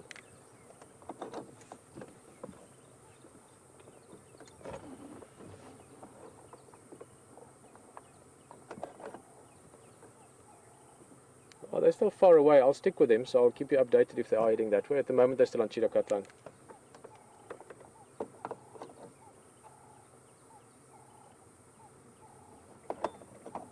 Copy. Here's the last 2. These are the youngsters. At the tree trunk's base, there's the one. The other one is stalking it at the moment again. A little bit playful. I mean, it's not...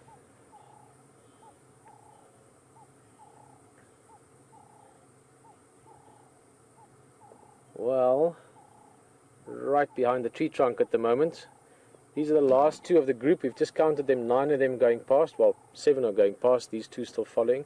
And these are the younger ones. They are still, well, you can still call them cubs.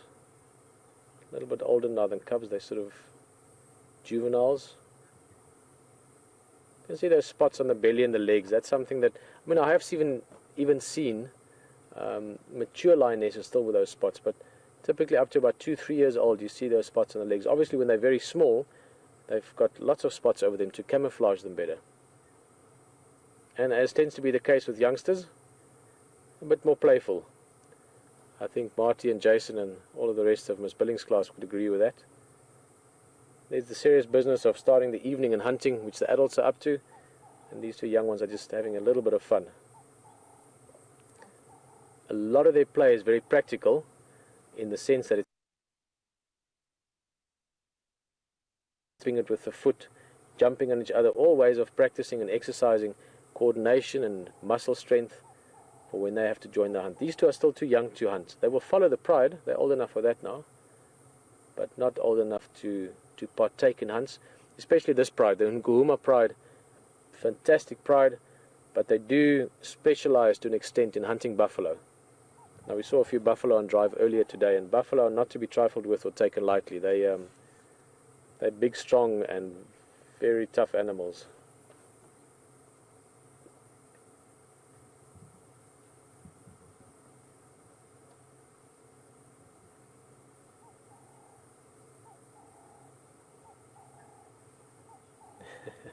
Typical. Wants to play with what the other one was playing with. A bit of a stick for now.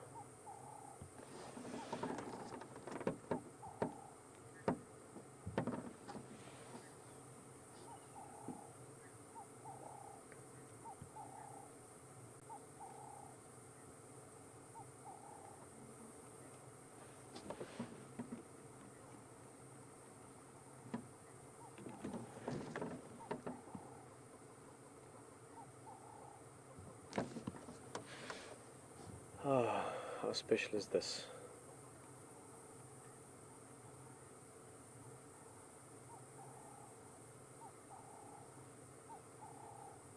That's the one thing with these prides. They sleep 18 to 20 hours a day. But when they are active, they are just beautiful to watch. And it seems like to sometimes watch us. This youngster is coming to lie down next to us here, about 10 meters away, 10 yards or so. But it's sometimes tricky with a pride because there's so many of them. In this case, we've got 9 adults here, or 9 lions, sorry. And these youngsters are good to look at, but I know Brian is also looking over his shoulder here. We've got the rest of the pride lying flat down in the road just behind us. Not flat down, they're lying looking around. They are on the sort of early stages of the evening's hunt. We will show you that in a little bit, but for now let's enjoy these 2 youngsters.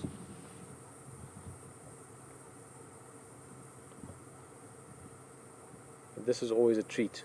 To see lions at any stage is great, but to catch them when they're getting active, when they're in this beautiful mood, when they were playing with each other and grooming and bonding. Bonding is very important. These guys work really, really as a team. I mean, if you ever want to understand team dynamics, lions are one of the best examples of that. In fact, you get many people that have a bush background that eventually give these great corporate talks even on team dynamics using lions as an example. Great trust as well. Look at how they're biting each other, knowing that they won't hurt each other. This is awesome. Absolutely awesome.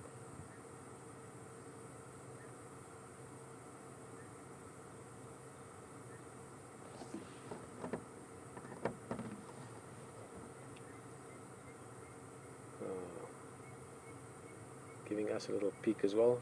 Look at those big paws. Big padded feet. These cats can move almost without any sound, silently through the bush. But for now, play is more important. These young ones are slightly behind the rest of the pride, which is why they're playing a bit.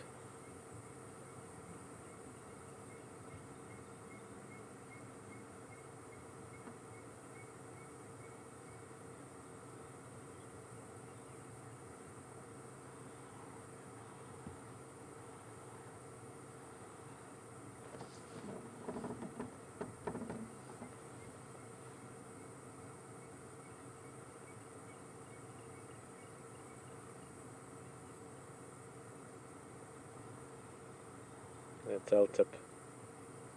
Great indication of mood with lions. If they have a little bit of curiosity, you see the tail tip just twitching side to side. If they get very aggressive, you can get the tail really swishing around. I've had some amazing experiences with lions, and when they're in the business end of a charge, you can actually hear the tail hitting the ground like a whip.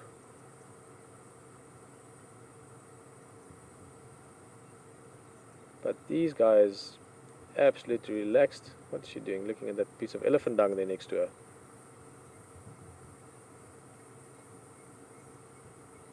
What's she doing? She's stalking something, maybe an insect.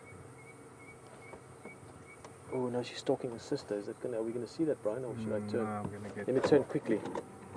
Hopefully it doesn't disturb them, but turn quickly. There we go. Hey, I've hunted my sister. I'll show you the rest of the view here.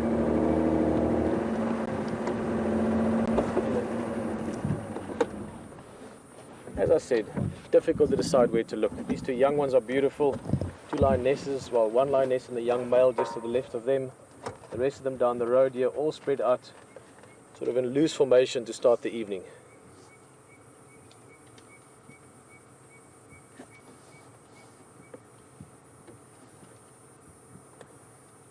That's the young male and female. There's another lioness coming over for what? Maybe for a bit of a play.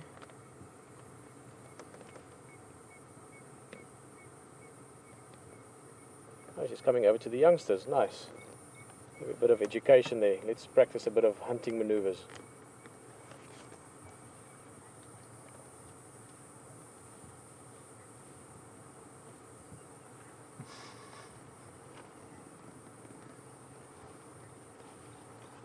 Ah, this is exciting stuff. You know, it's there's a lot of challenges, and all of it is met with great commitment and missing the right word here. The right word would be commitment, but also a sense of adventure. And I'm talking now about what WildEarth is doing here, and National Geographic is such a huge part of it, enabling this project. It's such an exciting thing. But to do this live, guys, we're sitting in the middle of the bush in the southern part of Africa with a pride of 9 lions doing what they'd be doing normally. Totally wild, untouched, untamed, in the wilderness. And you can join us from wherever you might be at the moment and share this with us. And that's just amazing. We should sometimes stand back and just be amazed, for lack of a better word, by this. Maybe I'm getting a bit old. I'm 37 years old now. But for me, to have imagined this 20, 30 years ago when I started guiding 20 years ago, and to be exact, 18 years ago.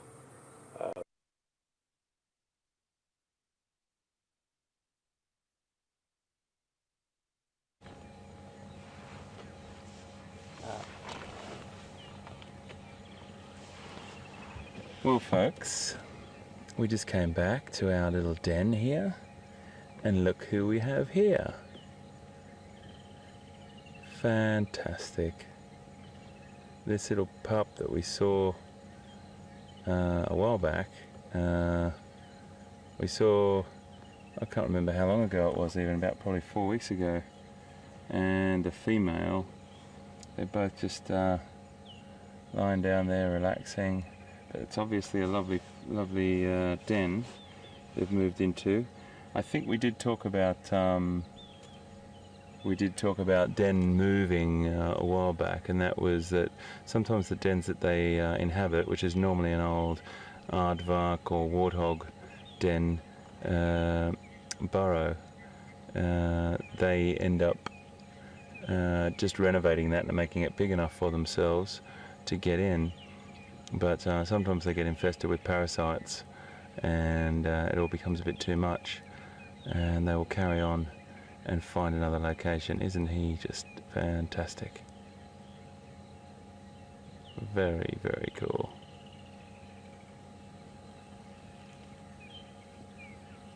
Magnificent little creature.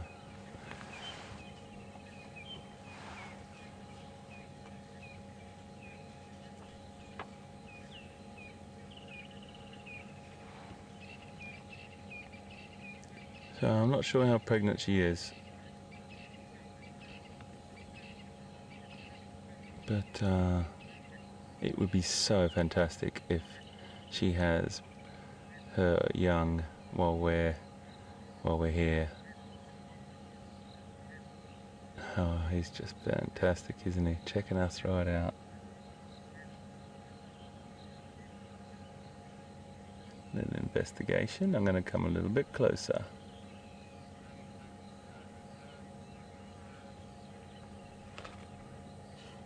Oh, isn't he sensational?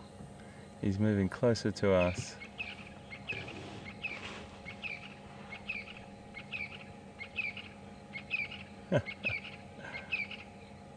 So close.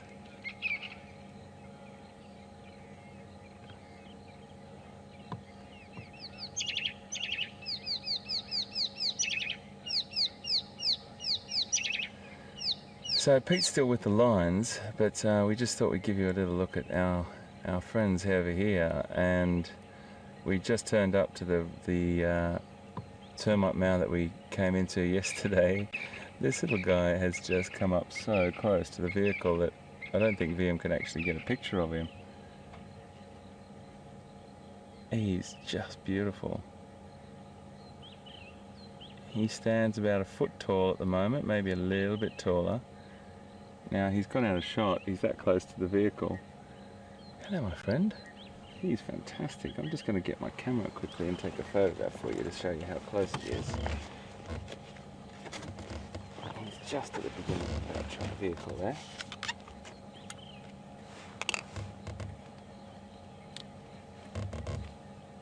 So nice.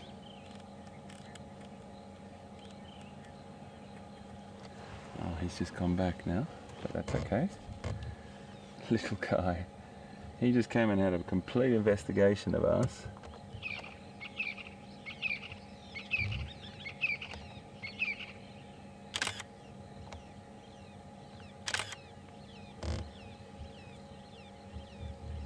Really inquisitive little chap, and his mum is pregnant.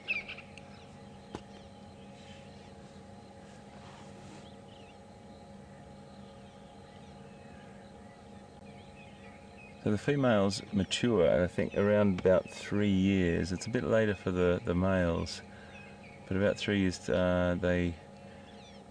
they sexually active, and then gestation is about 4 months, which is a quite a long gestation period. But they do get, when they're born, as soon as they're born, these little guys are competitive. It's an interesting thing. They're quite a precocious little creature when they're born, and they will try and assert their dominancy very, very quickly over another pup. It can be quite hard to watch actually sometimes. They get, you'll always get one individual that will become more dominant than the other very, very quickly. What a great looking creature he is. Just go.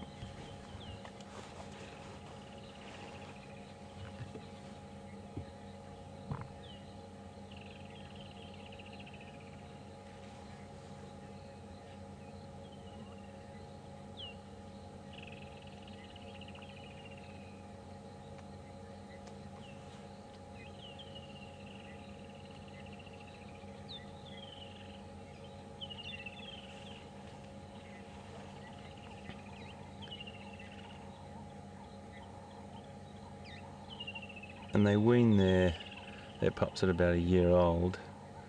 Not always, but around that time. He's coming back over for another little investigation. Hello, little friend. You're fantastic. I'm just going to take a little picture of you, my boy.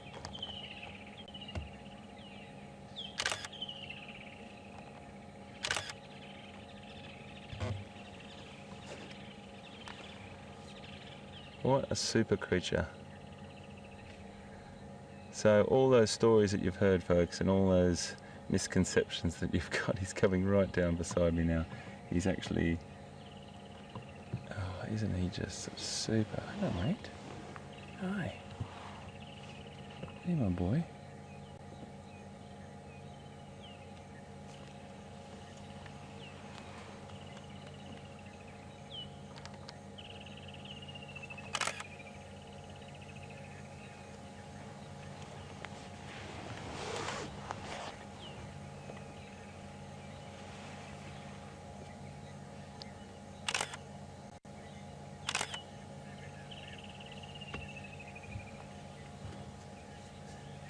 He is literally 1.5 meters away from me, folks, about 4.5 feet.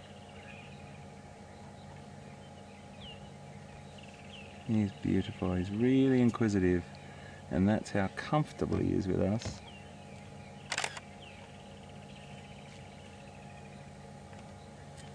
Absolutely relaxed with us. He's coming a bit closer. Quite interested in maybe the smells on the tyres, that we might have driven through some animal. Yeah, I'm getting the control room telling me to dodge out of the way, folks, but it's near impossible. He's so close I can't even get to the right. It's really hard for me to move, but let me just tell you, he's like right near the front wheel of the vehicle, and he's just had a bit of a sniff and now he's moving back, but he can pick up the scent of something, and whatever that something is he's just got that little investigative nature. He's just a youngster that's using all his senses.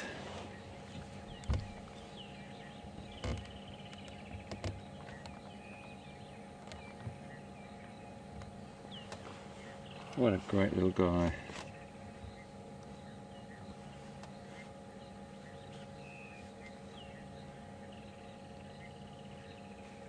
What I might do, folks, is just reposition the vehicle, and that will allow us to get a better shot if he comes up close to the vehicle again, because I just couldn't move out of the shot then. He was that close, and it'll give VM a better angle on these beautiful creatures.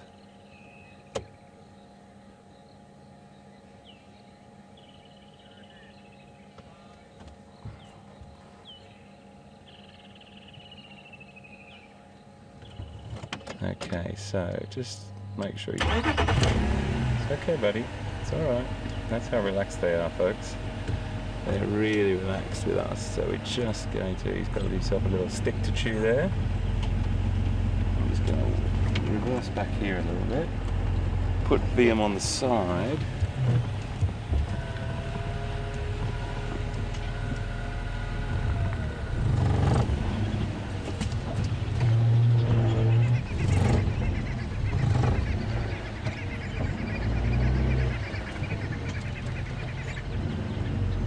Just reverse back a bit closer, mate, for you.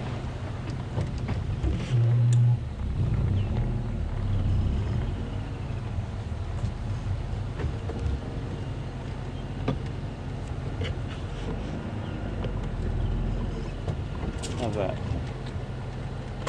That looks pretty nice. Then you haven't got my head and shoulders in there every shot.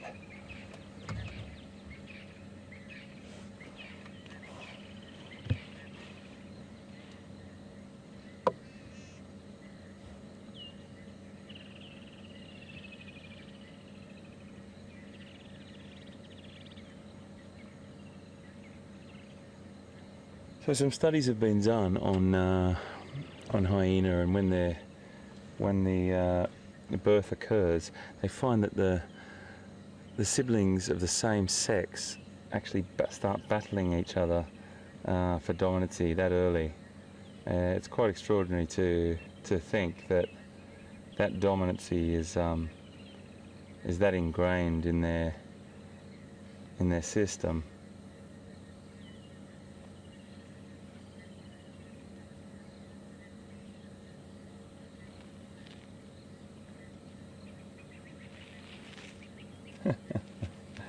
Isn't she beautiful?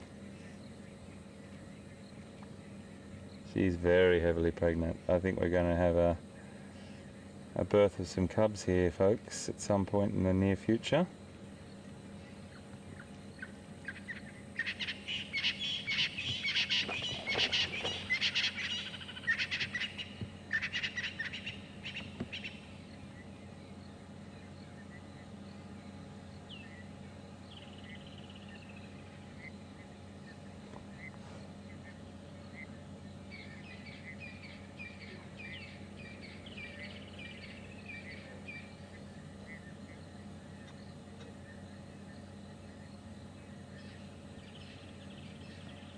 She's just gone down there a little ways. I'm not sure whether she's going to move. Oh, okay, she's moved position.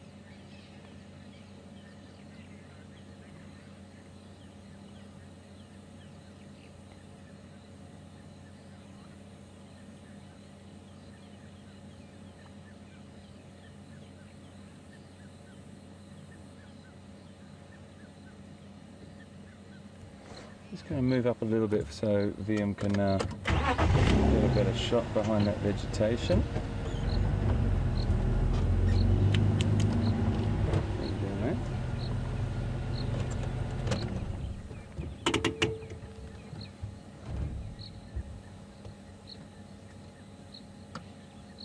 He's a really confident little guy, this guy.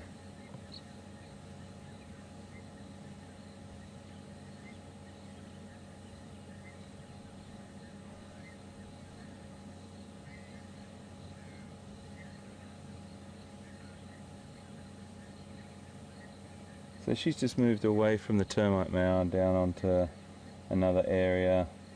She rolled over and rolled down the hill actually. When who knows? She's probably at the end of her pregnancy as well, so she could be just wanting to lie on a cooler area. But she's definitely going to be having those offspring very, very soon. Just when she stood up, we could see how heavily pregnant she was.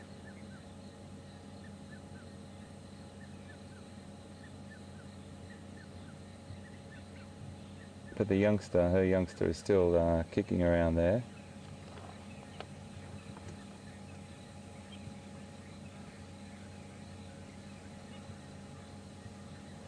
So we might just sit with the hyena for a little bit, folks, and head over back to Pete and see what he's up to. This female doesn't look like she's doing anything fast, and the little guy, he looks like he's just going to hang around here as well a little bit. So we'll cross to Pete and see what he's up to. We'll see you just now.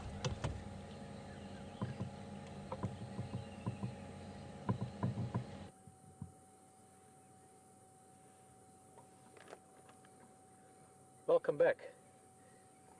What an afternoon. From lions to hyenas, lions again. These guys are moving still north on the road. You're on cheetah cut line.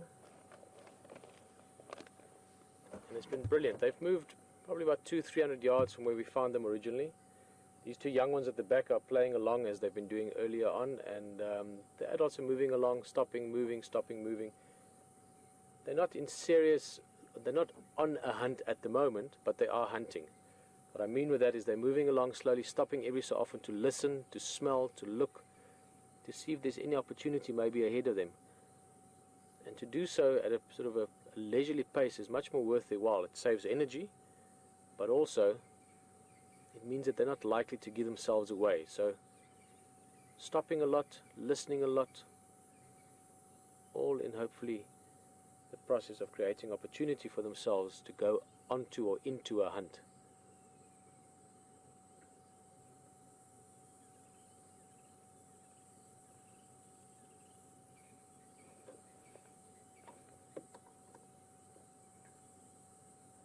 I'm going to move a bit closer to them.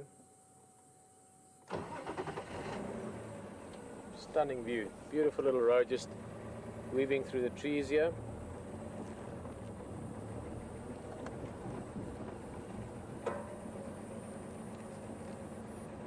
The sun has set now. We're in that sort of early evening where there's still some light left, but the sun has disappeared not only behind the clouds but behind the mountains to the west as well. So we have that last remaining light of strong dusk.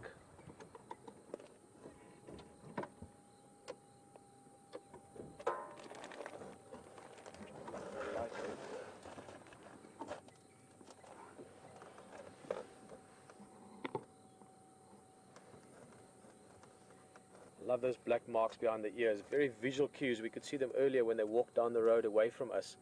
You could so easily pick out each individual's position. Great for lions moving in pride formation like this, to see each other from behind. You can compare it to, I always compare it to the brake lights on cars.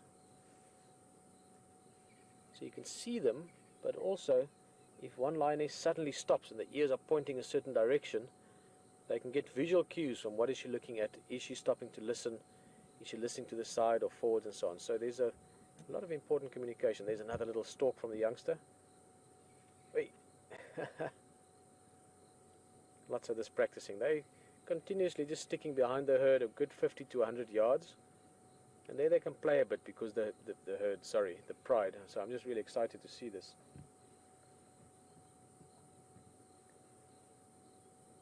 The pride's moving ahead of them. So where these youngsters are playing, the pride has already moved through. So they're not likely to give away their position or give away the surprise element, which is crucial to any hunt. And I think what we're going to do, while these guys are off on the side of the road, they're just playing in the grass there. Let's catch up to the front of the herd. I keep saying herd, sorry man, my mind's in a few different places at the moment. I'm just really happy to find these lions, and I'm hoping that we can stay with them signal wise. I'm just going to go past these young ones. Hello guys. Oh, you're hunting us now. That's really interesting. Look at that. That's awesome. Having a look at the car, wondering what we're doing. So this one's going to stalk again. Going to pounce on the one. So we've got the one looking at us, and the little sister's going to come from the back. There we go. Great.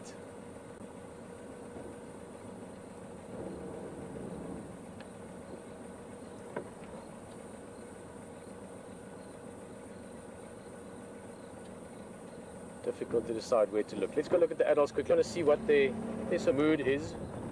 These youngsters will catch up to us again just now. Going again.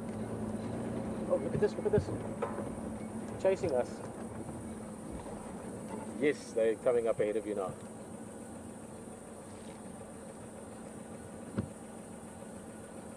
Yeah, we're just a bit further behind with the two youngsters, and then the rest of them are right on the road. You'll see them beautifully.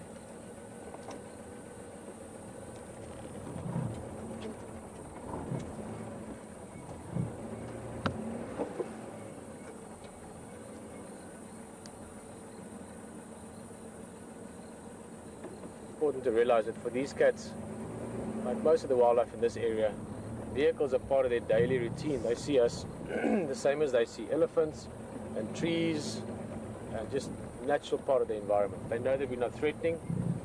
We're always respectful to them in terms of space, and over time, especially with young animals, like we will see with hyenas as well, they become curious about what we are and what we do, and they have a little look, they investigate. As they get older, they mature more, generally speaking, they lose interest in us. But the young ones you will find us interesting.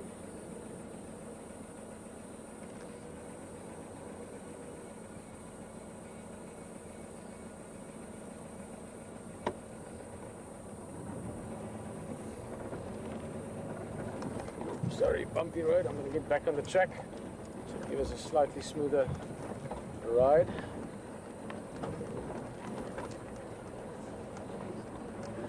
So happy to find lions. So happy.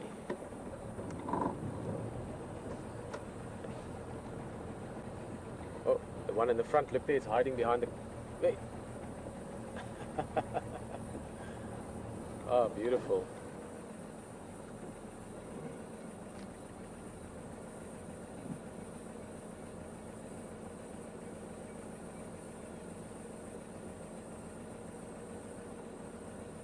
Tripping the back legs, probably the most important or first move in a hunt. If you're chasing the prey, trip it up so you can get it down and then take it from there.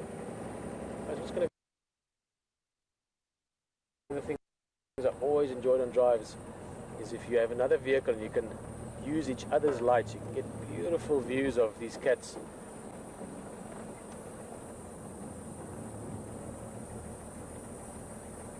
That's Chris Vickle. He's a really nice guy, very passionate about wildlife, like all the guys. Yeah.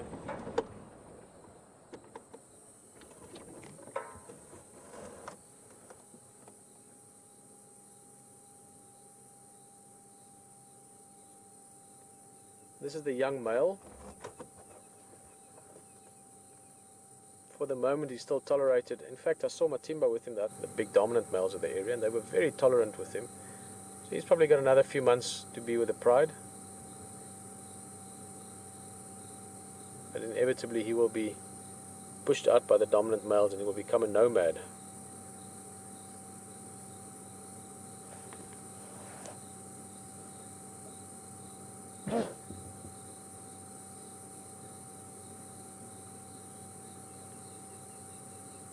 And to be honest, I was chatting with Joost the other day, one of the guys in this area. He's one of the landowners, if you want. He's not a guide, he's just a very passionate photographer and spends about 9 or 10 weeks a year out here visiting.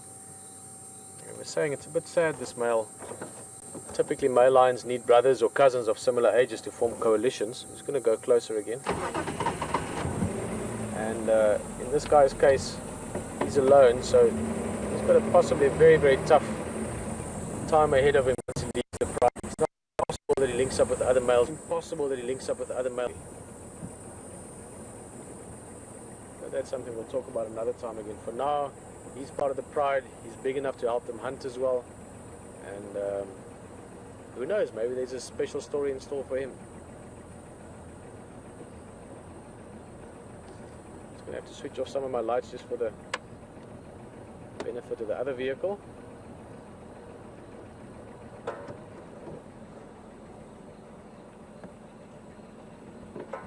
Oh, two on the road playing there.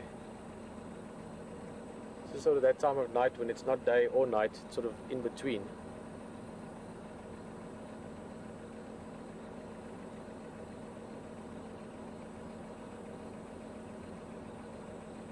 I have to just draw your attention again to the comfort these animals have, obviously with each other.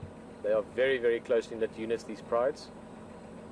But especially with the vehicles, there is no concern, no worry, no fear, intimidation, anything like that, no aggression from them towards us or because of us. So it really is. But oh, look at that other by the vehicle there, Brian.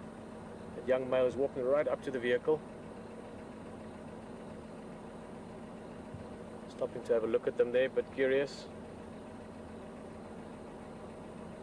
That's amazing. I'm sure there's a few people that must remember to breathe again when the lion walks on. I've seen that a few times, how people just stop breathing when a big cat like that comes and stands right next to you. His shoulder height is about the same height as the door frame. Oh, there's another stork waiting here on the left. There's one hiding in the grass. Let's get a bit more light on there. Look at that. Practice for hunting down the line. Wow! Gotcha.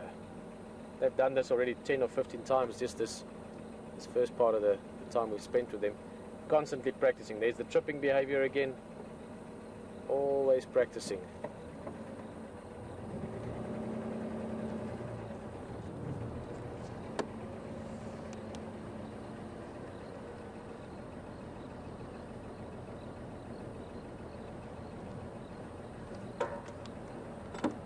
Greg, do you mind putting your light on them? I'll switch mine off. Look at this. This is what I meant with playing with the lights. That's not from the other vehicle.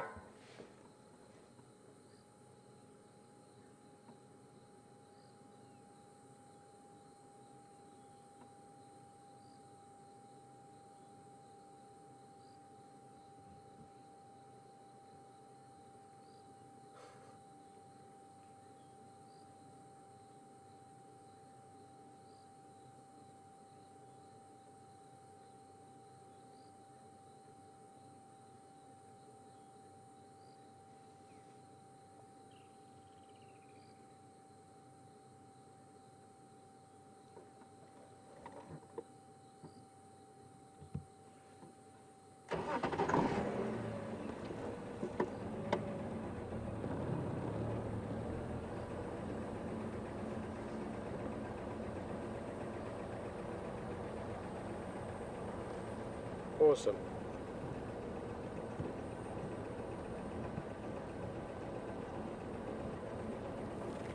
I'm going to quickly say hello to Craig. I'm going to follow them along. Hello, hello. How's it going? Very good. Did you guys stop breathing there for a little bit? When that male stopped and looked at you, he was quite close, huh? Yeah. Great, man. All right. You can follow ahead if you want. I'm going to try and go around and get ahead of them.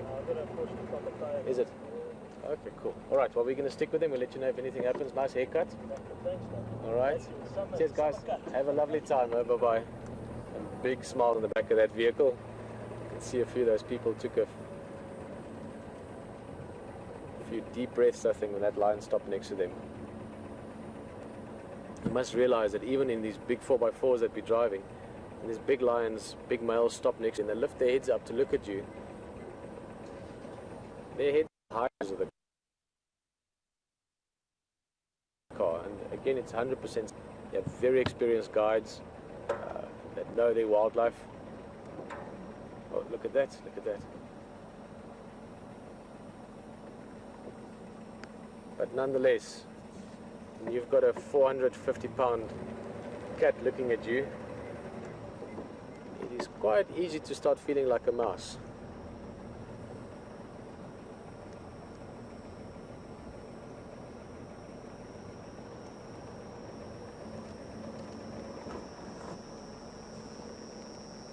The shadow of the one and the other one there.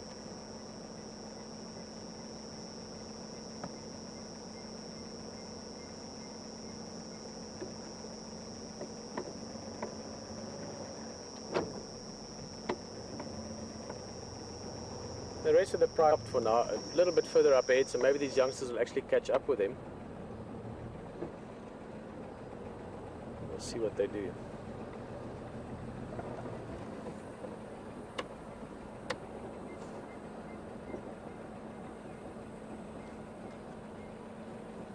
There you can see up ahead.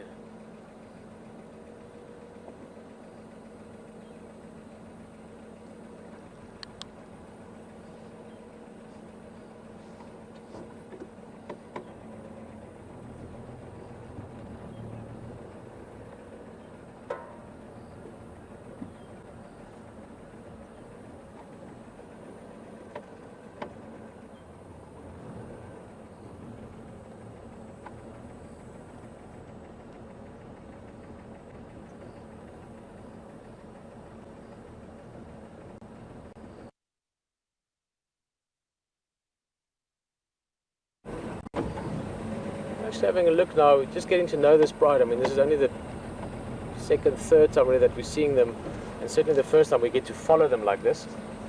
I've been saying that these are girls, but I see the one is if I saw correctly now, I'll try and confirm it 100%, but it looks like one female, one male. Let me actually just Craig again. Actually having a look now, just getting to know this pride. I mean, this is only the second, third time really that we're seeing them, and certainly the first time we get to follow them like this. I've been saying that these are girls, but I see the one is if I saw correctly now, I'll try and confirm it 100%, but it looks like one female, one male. Let me actually just check it with Craig, he knows his cats well. Craig again. Craig, can you confirm for me these two youngsters, just if you know their approximate age, and is it one boy, one girl?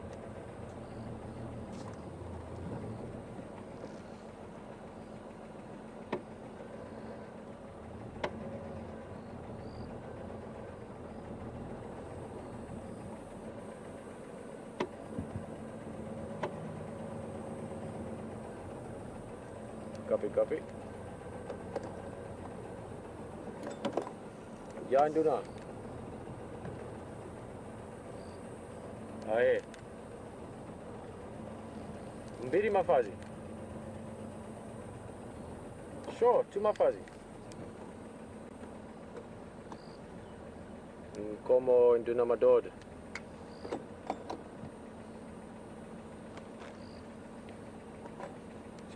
For next week, you must help me. We find Karula.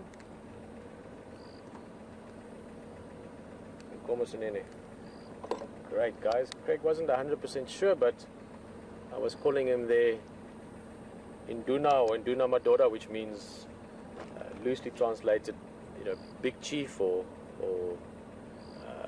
king in many ways. Ephraim is one of my heroes in this area. This is just amazing. Look at this beautiful view. Sorry, not to go on about Ephraim, but he's just confirmed that there are actually two females. I thought the one looked like a young male, but two females, the young ones. Oh, this is beautiful. Wow. Yeah, let me switch off there. I didn't want to kill the lights. There we go. Yo, look at that, just a shadow light in the background from the other youngster up on a termite mound here. Wow. Sorry, I'm just Brian is loving this.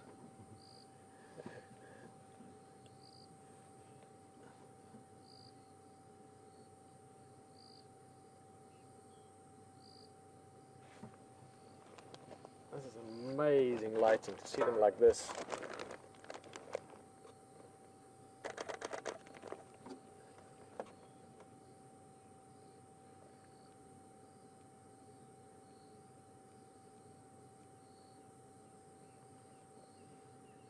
Now there's one off to the left somewhere, so there's another stork and pounce coming perhaps.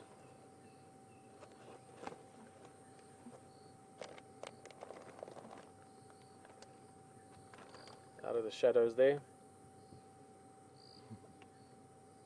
Oh, that's just beautiful.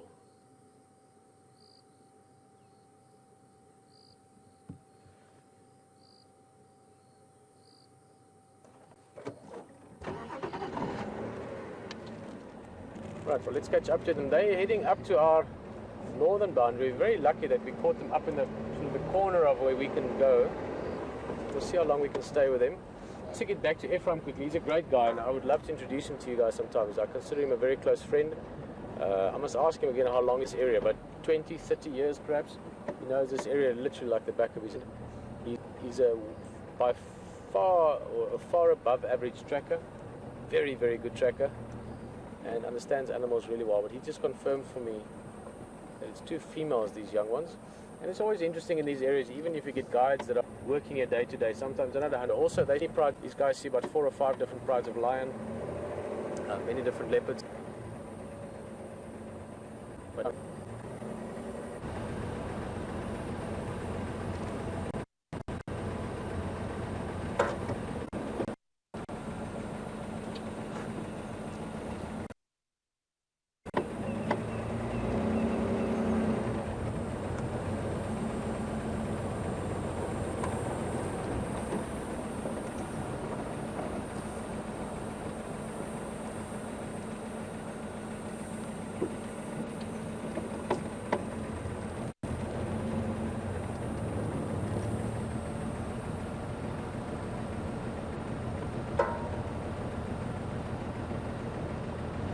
a bit of play there, but it was a slight, almost like a reprimand from the adult. You can see the youngster there pulling back the ears slightly. It is all play. Sometimes the play has to be slightly more respectful when you're playing with the adults. And I was just saying that very, very fortunate to have such facilities. We're up in the northeastern corner of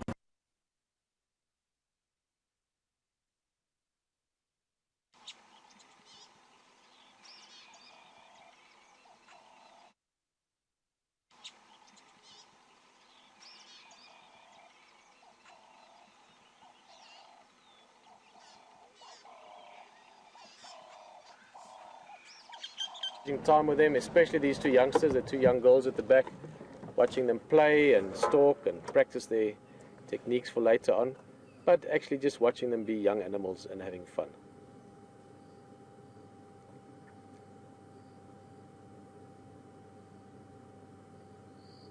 And we will see these lions again. They are the pride that we see in the area that we're in. Well, one of the prides. We can also see the Styx pride and the breakaway pride. But the Nkuhumas we've had some lovely experiences with in the last few weeks. Oh, look at that. I see there's a little bit more, look at that, slightly more serious play. They're getting a slap there, yeah. In Afrikaans we'd say a klap, which is like a slap but slightly different. The adult there really reminding that youngster that you must practice, because one day you might be fighting with another lion or busy hunting a buffalo, and then it's not all fun, then it's serious business. These guys are on the hunt, on the prowl. They've got the whole night ahead of them with all the things that could happen in that night. Who knows, maybe they circle back into our area. Maybe in the morning we find them again. But for the moment, as they walk into the distance and disappear literally into the night, I don't think we have to say too much. The smells, as I'm sure many of you are having, explains it. It's been beautiful, really, to see lions like this and the intimacy of the pride. I keep coming back to this. The area that we are in, the intimacy of the experience is really amazing. The fact that you can see them just really doing what lions do, that's very special. So that was a good one. We've got a couple of minutes to go and a bit of distance to go. Let me just think what we should do here best route-wise, considering everything.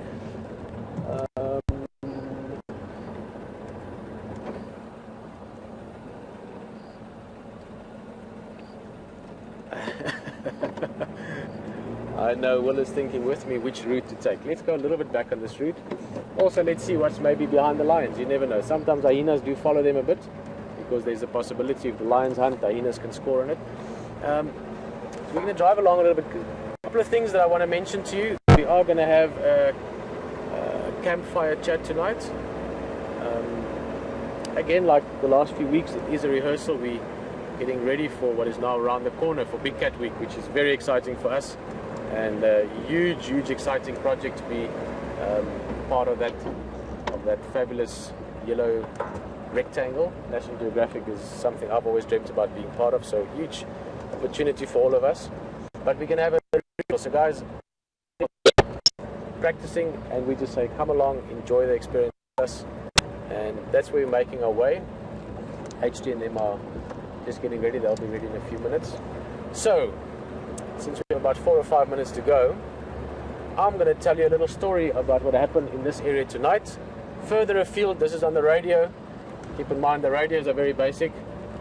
Two-way radios have been around for a long time. Live game drives on safari in Africa is not that, is quite new. So unfortunately we can't go that far for many reasons. But I'm going to tell you a little story which happened while we were looking at these lions. While we were having this magic experience with them, Ephraim, the guy that I just spoke about, brilliant guy. He rated me, said, and he has this wicked laugh, and he was like, Nkuhuma, friend, we just had this amazing experience. And I was like, tell me. And he said that they were sitting with the wild dogs, that pack that we had a while back, making that magnificent, moving and touching, but that incredible kill down at Buffelshoek Dam. And they were sitting with the wild dogs, not far from here, about 1.5 kilometers, about a mile and a bit towards the east. And they were sitting with the wild dogs, and a leopard came walking in. He says it's a male they don't know, a strange male, a young male, so nomadic, a little bit older than Quarantine and Nkuhuma, so probably about 2.5 years old. The leopard walked in, whole consternation. Now, wild dogs will dominate leopard because of their numbers.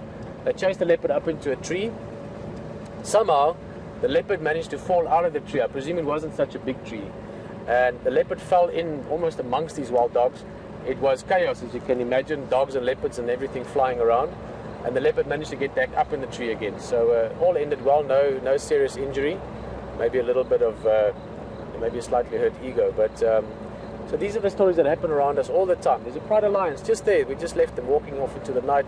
Karula somewhere here maybe having cubs, maybe having them suckle for the first or second time in their life. All these beautiful, amazing stories are happening around us right now, in this moment. The area that we are in, there are all these beautiful things happening. Dramas and comedies and thrillers, all happening.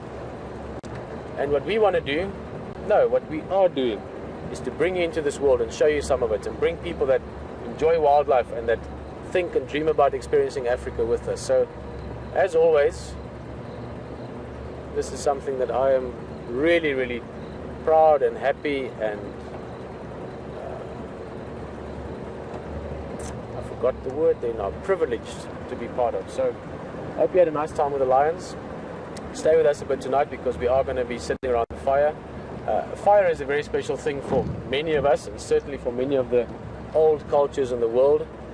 In African culture and many other cultures, it plays a big role. And it's something that HT and myself have really spoken a lot about. We both love fire to the point where we really spend time around it and where it influences your way of thinking when you sit around it. So I look forward to sitting around the fire with them. We've done so almost every single night since we've been here. And tonight we're going to invite you to come and sit around the fire with us. You're going to have to keep HT company for a bit because I've got some ground to cover before I can get there. But he's going to welcome you there, talk with you a bit, ask him some questions. If we find something exciting en route, maybe a leopard or something like that, We'll get you to jump back on the vehicle. It'll take us, I'm hoping 15 minutes, maybe a little bit less or more to get there. And we're going to join you and HC around the fire. So, you know, those of you to experience that with us as well.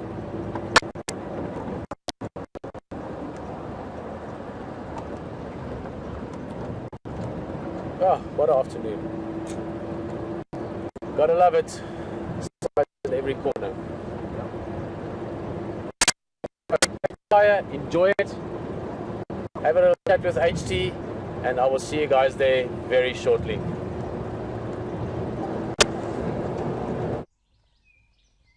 Start and end your day on safari.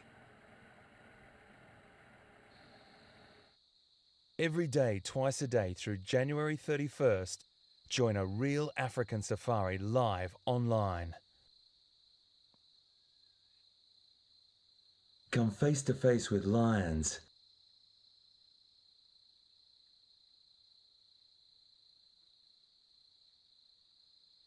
leopard,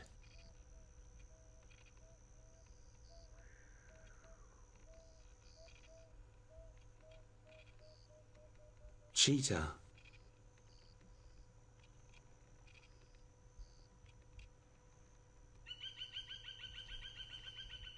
elephant,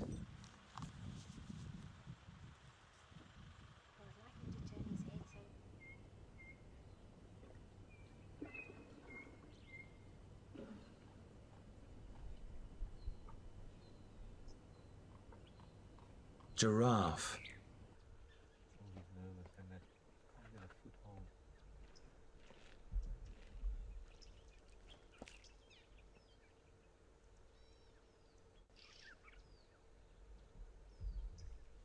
and many other species.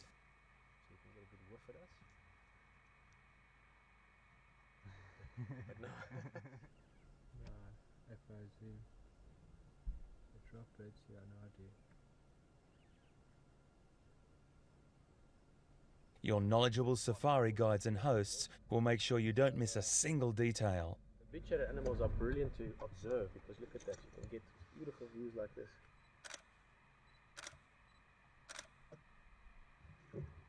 And you can see natural behavior. In other words, you can see them doing things the way they would have done them anyway. Yes, yes.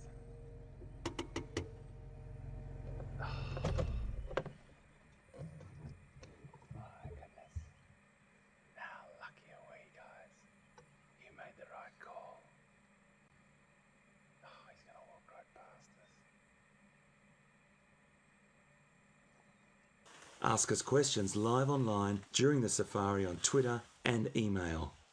Joining the conversation on Twitter with hashtag #SafariLive.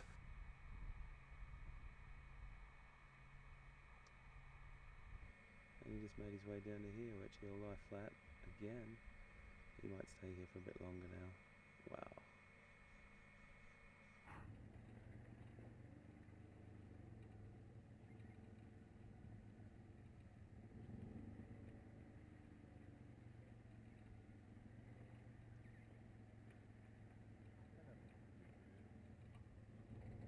Start your day on safari every day from 9 AM till 12 PM Eastern. Relatively close to camp on the other side of the river. Track them And every night from 11 PM till 2 AM. and I'm going to wait until it cools down and we'll head back. Join us on this incredible journey live.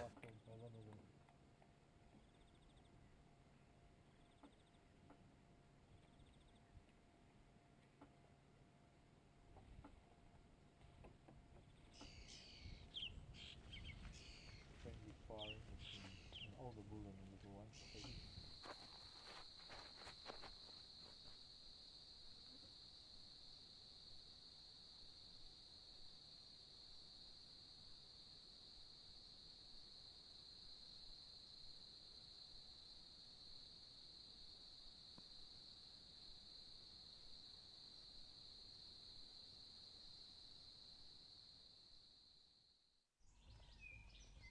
Start and end your day on safari. Every day, twice a day through January 31st, join a real African safari live online. Come face to face with lions,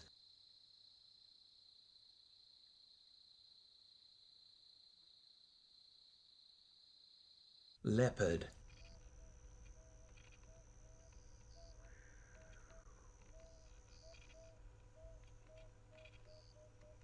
cheetah,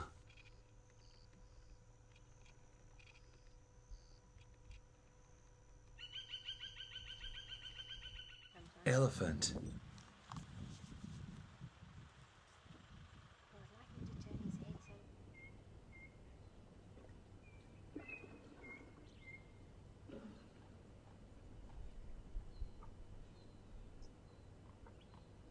giraffe,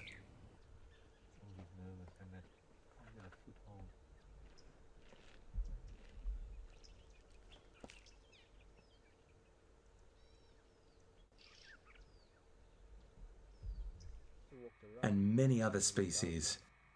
So you can get a good whiff at us. But no. No, FOZ. The droplets, yeah, no idea. Your knowledgeable safari guides and hosts will make sure you don't miss a single detail. The big-shaded animals are brilliant to observe because look at that, you can get beautiful views like this.